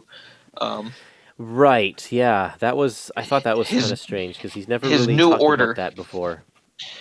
Well, and they've referenced it in the Blade films where, they keep humans in almost like stasis blood bank type things, and that's how they'll be able to keep feeding. Because if Dracula dreams of a world of just vampires, what are they going to eat? Right, exactly. And it's a fascinating concept, and I know there's been other movies that have kind of dealt with that, but I don't know, what do you do then? I feel like you lose the hunt, the thrill of the hunt that clearly these things like to do, and yeah, it's a weird, I don't know, it's a weird thing to want as Dracula. It is. Yep. I do love the sequence where, the unconscious form of Dracula is brought to a church and he just slowly wakes up and he just has crucifixes all over him and he's just Yeah. pinballing all around the church from, trying to get free. I think that's really cool, just freaking out. I also like the fact that to hide his identity, he takes the name Drake. Yes, yeah, I thought that was interesting as well because clearly we know Frank Drake, but I wonder if he's used that alias in the past or if he did that purposely because he knows his ancestor changed it. Yeah. So we get to this seems like a standalone issue, but we actually find out more of the story coming up soon. When he faces the attackers who threw him into the sea. Yeah, that is really cool. That's coming up soon. But that was yeah, exactly. This we see these bikers again, and it's Dracula hasn't forgotten after the ends Yeah. of this issue, which I think is really really cool. Yep. Very good. Well, you want to take us All through the right, next one? This is a big one. issue 10. This is probably worth more than Tomb of Dracula #1 as far as Yep. collector status goes. I would This say is so. the Tomb of Dracula #10, the first appearance of Blade, in a story titled "His Name Is Blade." I should also actually mention last issue is the book is now monthly. Right. Yes. So it was bi-monthly up to issue 9, and now it's monthly going forward. So sales must have been doing just fine. Yep. That's a good sign of a good healthy book. Yes. So Blade, we get what is something of an iconic cover for collectors of key issues because we got a nice prominent picture of Blade right on the cover, uh, complete with his green pants and green shades and wooden knives. But basically, he butts heads. He's fighting vampires on his own, and he ends up butting heads with Quincy Harker, saying basically how he prefers to do things his own way. So we get a little bit of sense of history between Blade and Quincy and his band of vampire hunters. And then basically we have this sequence where Dracula is on a cruise ship, and I guess he's planning on turning or at least controlling the people on this ship who are numbered among like the world's elite. It seems Yeah. kind of people in power of some sort. So he feels, that this makes a little bit more sense for a diabolical plan is that he'll have a bunch of people in his control, controlling the world basically. But Blade interferes. He blows the ship up, and he got everybody clear except for one person who we haven't really talked about much, but Clifton Graves, who was enslaved by Dracula several issues ago and has been kind of a weird sniveling toady. He showed up in this issue long enough for him to get blowed up. Yeah. So that's the end of Clifton Graves. Although in this issue they call him Clifford Graves. So it's another weird little typo or misstep. Oh yeah, I didn't notice that. That's right. Well, I think this is a different letterer. Is this a different letterer than before? Let me see. It's Vladimir. Never heard of him. Huh. So that would be Dracula's real name, I think. Yes. So So so that tells me that this is probably inked by a number of different people. it could be. It is definitely a. It's a very simplistic inking style. No, Where you the probably. lettering Oh, I'm is sorry. The lettering. Yeah. yeah, and you can tell because the letters on the splash page are definitely different than when you get into, let's say, page 216 at the end. Right. Just the Yep. style is different. So because they used a fake name, yeah, a couple people. So I guess I'm guessing that the letterer wasn't aware of Clifton's actual name, and so just made the mistake. All I could think of is the big red dog. Yes, right. Yeah, I don't have too much more on this issue. It is a nice introduction to who has become a major Hollywood megastar of a character. What do you think of him? I honestly, I really think it would be cool to see a straight adaptation of a '70s Tomb of Dracula, because this version of Blade, his original version, I mean, it screams that black exploitation era of the early '70s Yep, in Hollywood. it really does. Like the And you disco could era. very very Shaft-esque. Yep. You can you get that vibe, and I it's a far cry from what they reinvented him for the movies, but for some reason this character just doesn't seem to be able to last long enough in either his own series or, I mean, it's what a couple of miniseries he's had over all these years and some guest appearances, but they just can't seem to do anything with Blade, and yet he's a fan favorite. Well, I think that's is a cult favorite because he hasn't had the long running titles. I think he's on the Avengers right now, so Oh, is he? he'll get some Oh, notoriety all through right. that. Well, Yeah, good for him. yeah, exactly. He's an Avenger. All right. But Um, yeah, this version of Blade is interesting because he doesn't he's not the same sort of very cynical and cool talking like trench coat wearing guy that we are like Wesley Snipes that we know right. him and every writer since those Blade movies has modeled their Blade after Wesley Snipes, and this is just such a far cry from it. Well, and my question is because I haven't read all of these other appearances of Blade, did they ever explain that change? Because I tell you that drives me nuts when comics change because of a movie, because the movie version has all those tattoos. There's no talk of him in here as being a daywalker.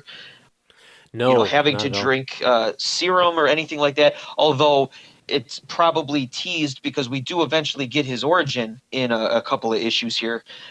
But yeah, this is definitely. I'm just curious if they went from this to all of a sudden black trench coat. I know he was No. on the '90s Spider-Man cartoon for a Right. few, and he looked a little bit more like the movie version before there was a movie version. Yeah, so I think it was a little gradual like that. I mean, this once the '70s ends, you're gonna get rid of the fro and you'll get rid of the glasses Mm, and so it'll go through. He'll go through a gradual change here, but he yeah, he's also not as effective in these issues. He seems like he's been hunting vampires, and in particular, the one who killed his mom, for a very long time. But he hmm still seems pretty green. Like he makes mistakes and gets himself in trouble. And in a future Right. issue, he just like he's not good at all. Well, and that's part of it. I mean, he's so all about doing this on his own, and that's clearly causing him to probably make those mistakes because I mean, he's just got a bunch of wooden knives for God's sakes. That's Yeah, it. yeah. They're made of teak wood, which is a Oh, very okay. very hard wood. Gotcha. All Um, right. one of the hardest woods, and so I guess that makes for a way more effective stake. Yeah. Not as long a reach as a sword, though. No, no, but you can throw them if you're good. If you're a good knife thrower. Right. Right. Now, Frank and Rachel are not in this issue at all. And if I hmm were reading this in the '70s, not knowing, like, Blade's a brand new character, so I would be like, why are they using this Blade character, this new character, when they could easily have Frank and Rachel doing the exact same thing? Right. Yeah, it just doesn't make sense to me. I would be like, why? It would Yeah, be. Yeah. It would. If now on the flip side of that, if this was the issue you picked up, you would pick up the next issue and be like, "Where's Blade?" yeah, right, exactly. But and it's the matters are confused even more because Harker is here in this issue and Edith, like they are working with Blade, and so it's Right. like, well, where's Frank? Right. Well, and again, I think Wolfman is still kind of figuring out a couple, laying some groundwork for some interesting play amongst his characters coming up. So this was again this was like a Dracula based issue, but we have a totally different vampire hunter going after him. Just curious, like I said, his longevity itself within this series and what the fan response was, if there was anything. But it's another multicultural type of character. I mean, I'm assuming he's American, but it's an African American character, so we haven't seen that. That's One of the true. Yep. rare heroes of color during this time period. So Adding to the multicultural cast, exactly, and it's just a shame that he didn't become more prominent prior to Wesley Snipes. But or after Wesley Snipes, even like the yeah, movies that's didn't true really do too. anything for Blade. It's it's so weird. It's so weird. But hey, Marvel is doing a new Blade for either a movie or a series on Disney Plus. So Perfect. Maybe that'll do something with it. Let's hope so. Okay, shall we go on to number 11? Yeah. This is called The Voodoo Man. That last issue and this issue are both inked by Jack Abel, so they have again a different feel that I think more closely reflects Gene Colan's original pencils. Not Yeah, as good as Tom Palmer. it's a simplistic, smooth kind of. It is defined. Yeah. It's not as nuanced as Tom Palmer does. So this is a ridiculous issue here. This one. Okay, so Dracula's hunting the mob that beat him and left him in the ocean, and only to find them that they are working for someone who he's in an iron lung and has robot arms out of the iron lung that he can control, and he kills people by voodoo that he's holding in his robotic arms. It just seems so ridiculous. We're in the 70s here, people. but it's still good. I mean, it's a what I like about this one is that Dracula is a detective in this story, and he puts all the pieces together and looks for information, and he's actually a really good detective, and finds this guy who's killing by voodoo, and it just feels like a nice throwback horror story to something from the 50s, I think.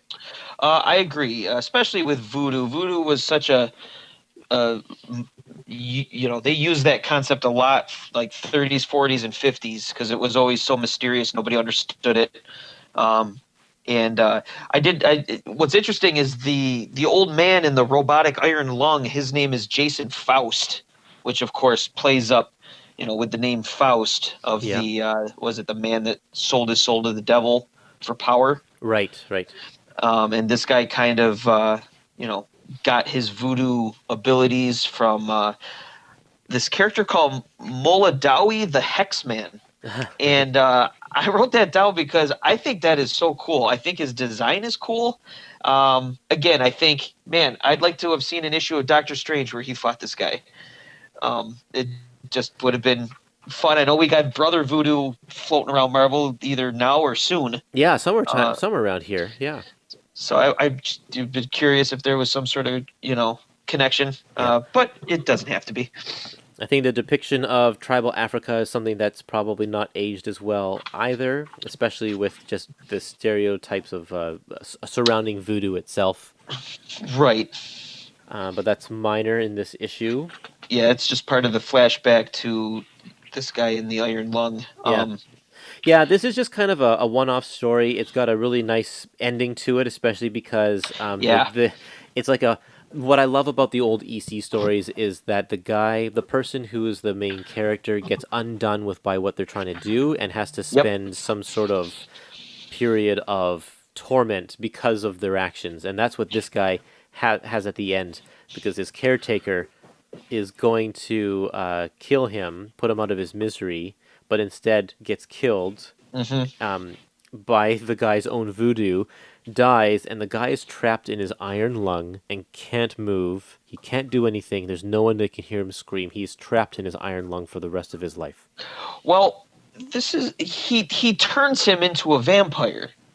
Oh, right. Yeah. And then I remember here. And then the sun is starting to filter through. So he has to just sit there and wait to be turned into ash, basically. But that brings me to my biggest problem with this whole issue, as goofy as it is on the surface, is that final panel. He's a vampire. We should not be seeing his reflection. Oh, yeah, you're right. Yeah, so that's a mistake. Yeah, unless they're just catching it right as he's turning. But it looks like he's got fangs. It looks like he's already turned. Yeah, I guess they need to do that so that he knows that he's a vampire, to indicate that he knows of his own transformation. What's going to happen? Yeah, that's very possible. Backing up to page 235, one of the best single panels, like we've mentioned in a couple others. I love the final panel here on page 235 of just. I mean, that's tattoo worthy. I could see that, being put on someone's arm or something. That just looks great. Well, they used it on the spine of this book. Oh, did they? Well, look at that. Yep. That's awesome. Well, I guess I'm not the only one that thought that was a good picture. Yeah, it's great. And in my kill count, this is the deadliest issue. We Oh, have 5 people killed in this issue, okay. which again, for one comic to have 5 people die, it's kind of crazy. It is, yeah. Uh, Faust and his motorcycle gang, they kill 2. Dracula kills 1. Faust and Brand both become vampires, and they're both killed. So Wow. 5 dead. Ha, that's great. Yeah. Well, let's see Um. if I'll have to see if any Volume 2 issue beats that. Although, how Yeah. many people blew up in that ship? Well, they said that they all got They all free. got I'm out except pretty for sure. Clifton. Yeah, except for good old Clifton. Okay, okay, yeah, that's right. Okay. Um. And I did actually one other thing with this issue.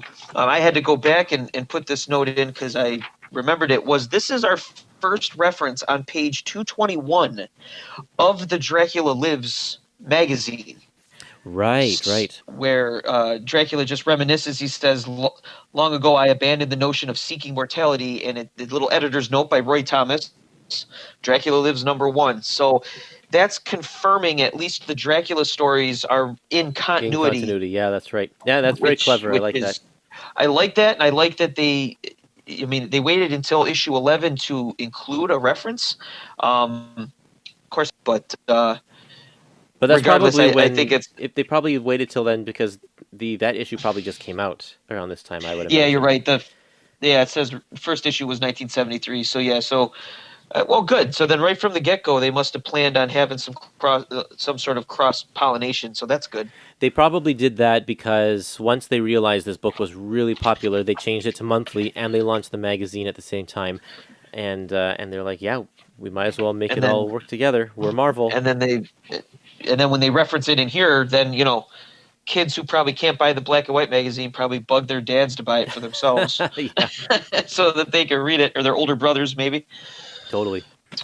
Okay, let's All keep right. on going on here. Issue Yes. number 12. This is called Night of the Screaming House. We're back to kind of our traditional formula of Quincy, Rachel, Taj, and Frank going after with these vampire hunters in an old creepy house that's known as Whispering Hell. He also calls Blade to join in on the fun, who shows up right as Dracula escapes, and in a very kind of a shocking twist ending, we're left with Edith, who is now a vampire. Yeah. So he turned Edith and kind of leaves her to her father. This was a particularly good issue. I think this is where Wolfman was starting to really, get going on all cylinders here. So where does Edith get kidnapped? Does it say in? Edith is grabbed on issue 243, right when Dracula he backhands Frank, and then he grabs her and flies off, turns into a Right, right. giant bat. And they're just like, all right, well, we're gonna have to get her, but I don't know if we see her actually get turned. And I think that's part of That's part of the shock. the No, shock. yeah, this was brilliant. This was definitely a fantastic issue after a couple of just kind of like they were good fill-in issues, Right. but it's nice to have the team back. Hmm. And I like that they've brought Blade into it. And I don't know, I doubt that Wolfman would have had enough time to gauge fan reaction on Blade's character at this point. Yeah, So just 2 issues, probably not. I think it usually takes because the letters are usually 3 issues behind. yeah. So his plan, I guess, the whole time was to have Blade be part of the team, which was unexpected to me because I kind of thought that Blade was a one-off character in Tomb of Dracula. I didn't realize he played a bigger role, so that's really cool to see. Yeah, I personally, yeah, I really like that a lot because because the way Blade is so against this whole notion of a team, and he's kind of actually he's kind of reminiscent of Wolverine, with how Wolverine is always that lone wolf type character, the reluctant joiner of a team Yeah. type of guy, and every action team needs that character, I think. Tom Palmer's back on inks, which is always nice to see. So that's really Yes, cool. There's the yeah, it's a one, welcome. yeah, and he'll stay on for the rest of this book, I believe. I don't know if I'm sure he takes breaks throughout the series at some point. So at the beginning, when Harker calls on Blade, Blade is Mhm. with the woman Saffron, and Right. I wasn't sure if this is supposed to be a wife or a girlfriend. There on panel on page 246 on the bottom panel where she stops him from picking up the phone, you can see a ring on her wedding finger, Oh yeah. but they don't act like they're husband and wife. No, this definitely feels more like I feel like Blade's not the type of character that would be getting himself bogged down. I think he's definitely, probably has girlfriends in every town type Yeah. of guy. And that's what this Um, feels like is like they're just having a fun night together or something like that and right. he walks out on her, which makes her furious. And throws one of those super strong wooden knives through the Through door. the door. Yep. So I don't think he's going to be allowed back there anytime soon. Yeah, so I don't know much about Blade's history, so I wonder if Saffron is a character that regularly appears or if she's just a one-off for this book here. Well, I liked that first panel of Saffron because this has got to be Saffron's apartment rather than Blade's apartment. And I Right. mean, look at the detail put in there with the different designs on the pillows, the very large bookshelf. We have like a weird little cat tchotchke on the coffee table there.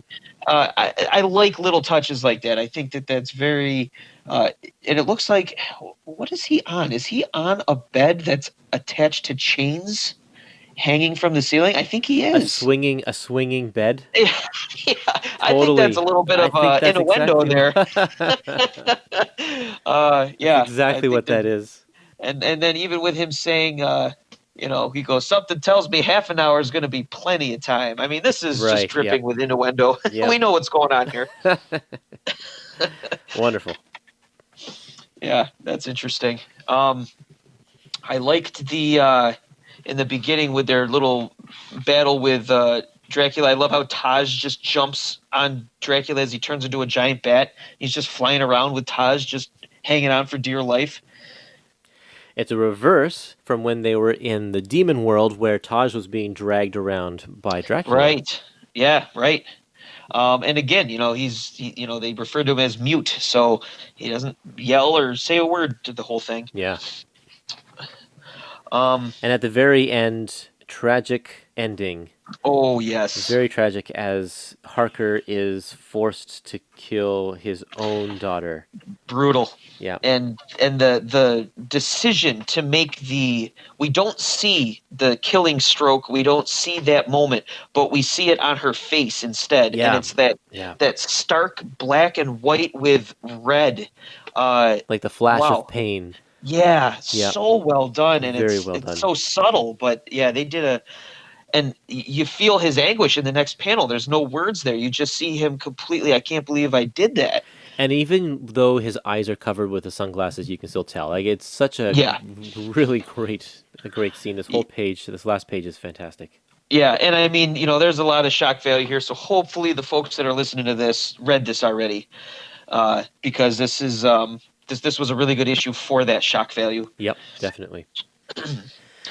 Oh, and moving on to issue 13, Yes. To Kill a Vampire. Blade officially joins the team after they have a little bit of an argument here, which is cool. So we now have our fully formed team for a little while at least, and they face off against Dracula in a small town. And at the end of this issue, pause this podcast if you haven't listened yet, Blade kills Dracula with one of his Yes. teeth knives. Yes, he does. There are so many large panels in this issue. If you just flip through the pages, this is unusual for comics in the 70s to only have 3 panels on a page. But Right. there are a few pages here where it's broken down to only 3, 4, or 5 panels, and which means the artwork really shines. And maybe it means that there's not as much story, there isn't as much story in this issue, but it's just fantastic the way they lay it out. And this is the issue where we get Blade's backstory. Yes. We find out about his mother, how she was giving birth to him, and uh, it's not said if she gave birth and then she got turned to a vampire, or Mhm. if he turned her into a vampire and then she gave birth. Well, yeah, the a vampire came knocking when she was in the middle of giving birth, and it's revealed he's a vampire in a very very creepy image on 268 there Yeah, when his fangs are flashing in the light. I'm assuming this is Deacon Frost, who was in the first movie of Blade. That's played by Stephen Dorff. That was the vampire that turned right. basically took care of his mother and everything. Yep. And I'm pretty sure that is going to be revealed to be him because he looks. For whatever reason, I remember the official handbook of the Marvel Universe Deacon Frost image, and he looked like a bearded white man with this type of jacket. So Okay. I'm assuming that's who that's going to be, but we don't get confirmation at least in this collection. Um, Yeah. I like I did want to mention the cover for this one is probably my second favorite cover in this whole collection. It's just great because we get all four of our main characters and Dracula right in the middle of it. But no Frank. Um, oh yeah, you're right. There's no Frank. Well, there's no room for Close Frank. enough, yeah. Yeah, it's a great shot looking down and you can see everybody's ready to kill him. It doesn't happen at all in the No, no, it comic, doesn't. but it's a good cover. Some more false advertising, but it's just cool seeing our main crew on there. Yeah. And I liked Blade and Frank button heads on 261, where he even tells Frank that he's probably playing both sides because he's related to him, and I mean he's just a jab. He doesn't really mean it, but I like that. I like that back and forth because Edith was killed or was turned and then had to be killed, and everybody's at each other's throats. It's a very human reaction Yeah. to a tragedy. Everybody's going to blame themselves type of deal. I really liked page 263, panel 3. We have Dracula who's getting ready to feast again, and he just slices that dude's throat open Oh with man. his fingernail, Yeah. and it's splashed with red. I mean, that's kind of gory. I'm surprised they got away with that. I love that scene. That is just so well done. And then the other scene right below it where he takes the woman into the Hmm. dark alley and you just hear a scream. Yeah, and it's that not seeing it is this is a perfect example of it being that much more terrifying than seeing it, Yes. because you pretty much know what happened, but you don't because we don't see it. I do also like his commentary about boxing. Dracula went to a boxing match, Yeah. and that was kind of interesting. That's got to be all Marv Wolfman just wanting to do a little social commentary, I'm sure. But yeah, it's just very cool how he talks about how it disgusts and revolts him because it's just such a waste. And coming from a character of Dracula who wastes people constantly, it's kind of interesting. And what's really funny is when I was writing the notes to this issue, Rocky 3 was on in the background. So I had some Yeah. real life fighting sound effects in the background for that scene. What year was Rocky, the first one? The first Rocky was 76, I Okay. believe. So this is 75, little 76. before that, but Yeah, boxing was still like a yeah, huge it deal. was Muhammad still a big Ali thing. and whatever. Yep, definitely. Yeah, my only other note really with this one, aside from that crazy ending with Dracula getting killed by Blade, which is in itself a giant shock, was right prior to that during this scuffle, Dracula just throws Taj right out the window. We see him hit a river, but the notes the captions kind of say that he plummeted to his doom. So we don't really know that he is alive or dead. Yeah, I wonder what's going on there. There's definitely some miscommunication with the Yeah, that could words. have that could have been one of those situations. But it's definitely a cliffhanger of sorts. So this issue is one that I was like, Blade is all talk because he's defeated really easily by Dracula Hmm. in this issue, and I know he kills Dracula at the end of this issue, but it's almost by like it's only because he snuck up on him. It's almost like a almost accidental. But I mean, he's clobbered on the floor, and then all of a sudden, again, we don't see it. It's off panel, but he gets him with the knife. Yep. And he looks just as shocked and surprised that he did it as anybody else. Well, should we go into issue number 14? Yes, Tomb of Dracula number 14, titled Dracula is Dead. We open up with right where the last issue ended, with our vampire hunters over the body of Dracula. There's a mob of mind controlled villagers that ransack where they are and take Dracula's body before they get a chance to sever the head, which is specifically mentioned by Quincy Harker, that we have to cut the head off. Well, the villagers take the body out of there, and then as the body withers away and turns into a skeleton, the villagers' mind control evaporates. So they just drop the body and walk away. um, the body is later found by a down on his luck. Is this guy a priest? Would that be a priest, Yes. this Yep. guy? Okay. Josiah Dawn, we're introduced to. Guy questioning his faith, and looks to be kind of one of those types of priests that you'd find kind of in the deep South, where he's really kind of a Bible thumper. Yeah. Well, I Um, gues a preacher, technically not a yeah. priest. Yeah. Okay. So he's more like that, and he's trying to, he brandishes himself as the revivalist. He's trying to showcase, the Lord's powers through himself to his followers. During his sermon, he gives a powerful sermon where he plans on resurrecting Dracula's body and then to destroy it to showcase the vanquishing of evil. At least that's how I understood this particular story. Yep. I think he realized that Dracula was there. He realized what he could do and trick people into making it seem like he was the real deal, which is definitely commentary on a lot of this style of preacher. Right. Yes. This is we've seen this story play out in a bunch of different ways in other media, Yep. including probably other comics, but he must have known that he would have been able to resurrect Dracula, or he wouldn't have advertised himself Right. Oh, I being think able to. So he fully knew what he was going to do. he His knew what plan, that was. but he also knew how to kill Dracula, or he thought he did. Right. And he even saw the finding of Dracula's body as a sign from God. So again, there's probably some commentary here by Wolfman towards some of that stuff. Yep. Yeah, that obviously ends badly for him. That he resurrects him, but then Dracula pretty much overpowers him. Oh no, he's struck by lightning He's struck by lightning that Dracula controlled. that Dracula controlled. Yeah. So another one of his powers is the control of storms.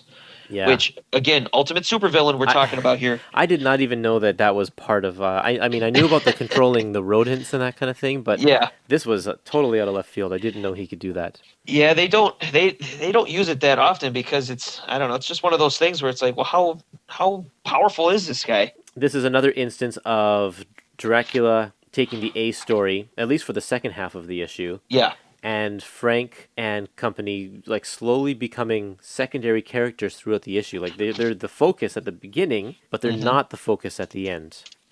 Yeah, it's very they go back and forth very nicely because again, it's Dracula's name on the cover, so he is usually used quite effectively, even despite antagonist or protagonist. Yeah, and that's actually a problem because we're playing this cat and mouse game that we know will never be accomplished because he's the title character.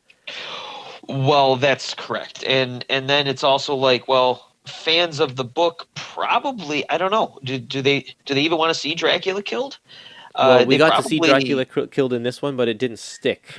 So it's like, Right, well- yeah, it lessens the blow of any of this kind of stuff because it's like, well, this is Dracula's book. He's not going to die. Or if he does die, he's True. going to come back the next issue. And so I think the people who... I don't know how this story plays out. I don't know if Frank and company stick around, but eventually Right. I would think that they are written out of the story so that it can be the ongoing adventures of Dracula. Well, I guess we'll wait and find out. We Yeah, will wait and I'm find out. interested in seeing that. A couple of notes here. I loved this again. Love the splash panel here, but specifically, this is on 280. The face of Dracula with Yeah, that. his twisted face. It's almost comical because it's like I don't know. It's like what you'd see in a cartoon of somebody who died. And A bad death one eye scene. is yeah, one eye is wide open. He's got a grin almost on his face. The other eye is shut. It's just really goofy looking.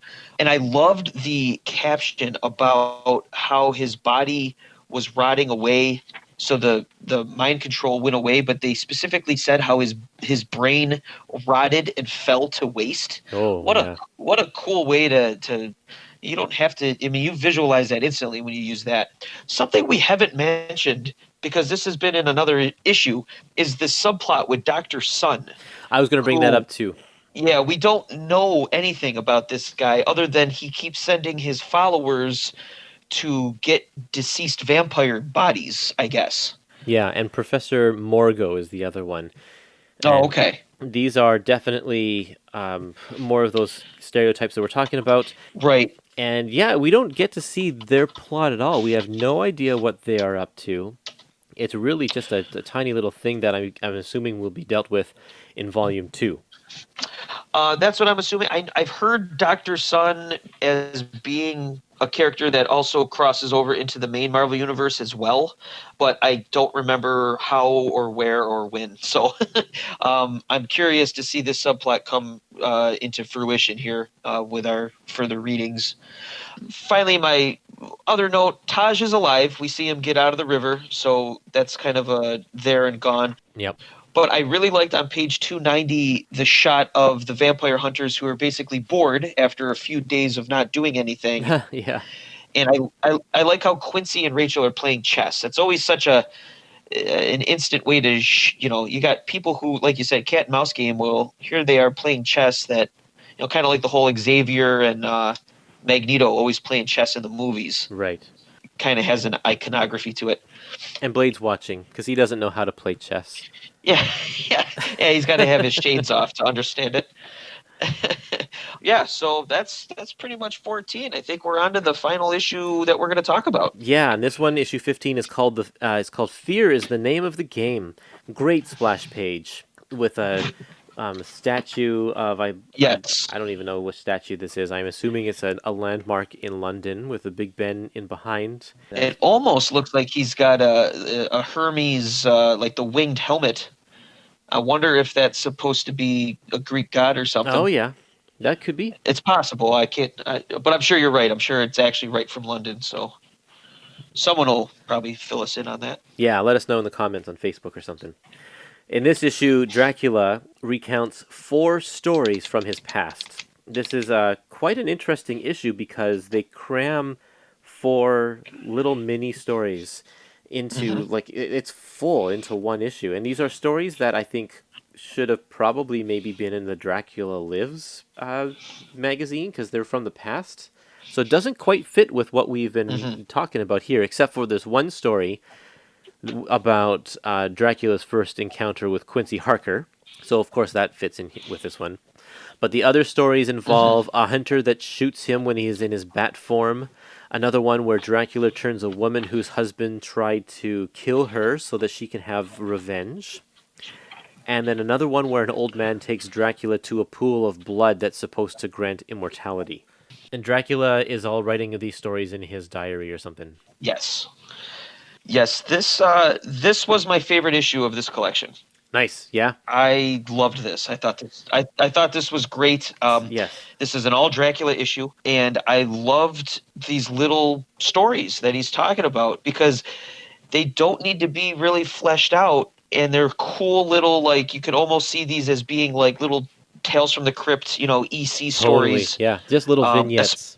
Yes, especially the one with the wife that he turned into a vampire to go get revenge on her husband. Right. It's so cool. I love that. I also really, really like this cover. This is my favorite cover also of this collection because it feels like, with that sequence and then seeing the result that he actually killed a vampire.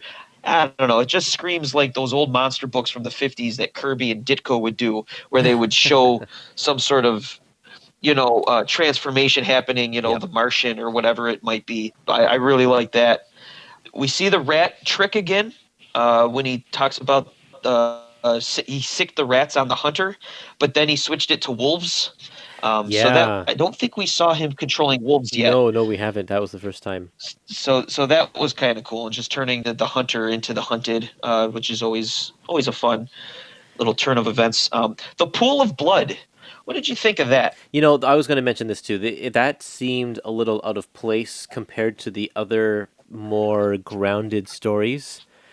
I mean, in terms of the Right. whole book, the Pool of Blood doesn't seem out of place with like the Black Mirror and that kind of thing. Hmm. But in the context of this one singular issue, that was the story that stuck out as one that probably I could have done without.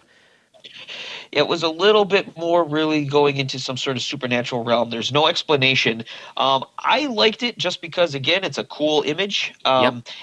But again, reading this in the greater scope of the Marvel Universe, do you think Tyrannus or Mole Man knew about this thing? Because wasn't Tyrannus all about he's from the Roman Empire, prolonging his life? I mean, Yeah, this yeah, seems yeah. very Well, in he had keeping with his his MO.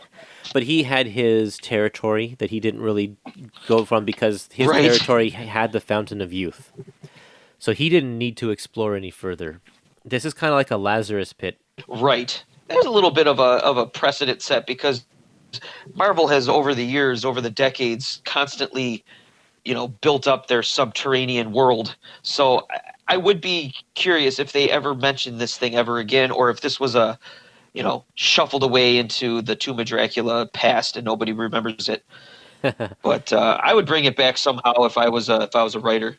They'd have to figure. Didn't it get destroyed in this issue though? So they'd have to figure out how to bring it back. It did, but they also don't say what the source of it was. So I feel like there'd be more of it somewhere. I mean, it'd be pretty easy to bring it back, find another vein of it deeper down or something. I I don't guess know. so. Yep. Yep.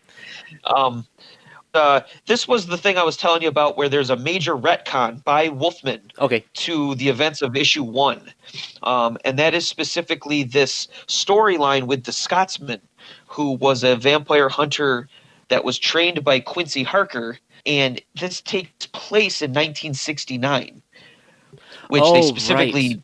Yeah. they specifically mentioned that. So this takes place 3 years prior to the events, if it's done in real time, to issue one. Where in issue one, we were led to believe that he died in that coffin 100 years at the ago. hands of Van Helsing 100 years ago. Right. Exactly. Yeah. So he goes in to change that turn of events, where we see Dracula does get the stake through the heart. The Scotsman gets thrown off the balcony to his death, and then Dracula says he must die in his tomb, and that's why he gets into that tomb, and that's where he dies. Ha. So I thought that was kind of interesting because, again, it's a pretty major retcon to what was going on before, That is yes. which opens up possibilities that of stories for Dracula in the 30s, 40s, and 50s, Well, I guess unless he was dead back yeah. then too. Or maybe he just doesn't remember those times. I don't know because It's if possible. his brain turns to dust every single time he dies and then comes back, maybe he's just lost a few of his memories. I like the idea of this. I still think I prefer the idea of Dracula being dead for 100 years, but Right. then the concept of him being walking around in the 60s is kind of interesting as well. But yeah, I thought that was, again, this is my favorite issue in this collection, just because it's so many different interesting things being thrown at you. Right. But I'm Yeah. curious what comes after this for sure. Yeah, and so I the next time you'll be on the show is when we talk about Volume 2. Unless I we pull out something sooner, we might do like a we were talking about maybe pulling out Avengers West Coast or something like that. And but Sure. I don't know if I want to wait until next I, Halloween to read Volume 2. I know. Well, Dracula is always in season in my house, so Yeah, this cool. has been great. I'm glad that you joined me for this because it has been a great conversation, a lot of fun going through these stories and picking them apart. And Oh yeah. well, just this book is excellent. So I'm really looking forward to seeing what comes next. Yeah, absolutely. Me too. I think we need to call it though because we've been going on for quite a long time. This is going to be a long episode, Yeah. and yeah, so we'll see everybody in the next episode. All right. Bye. Thanks, Curtis.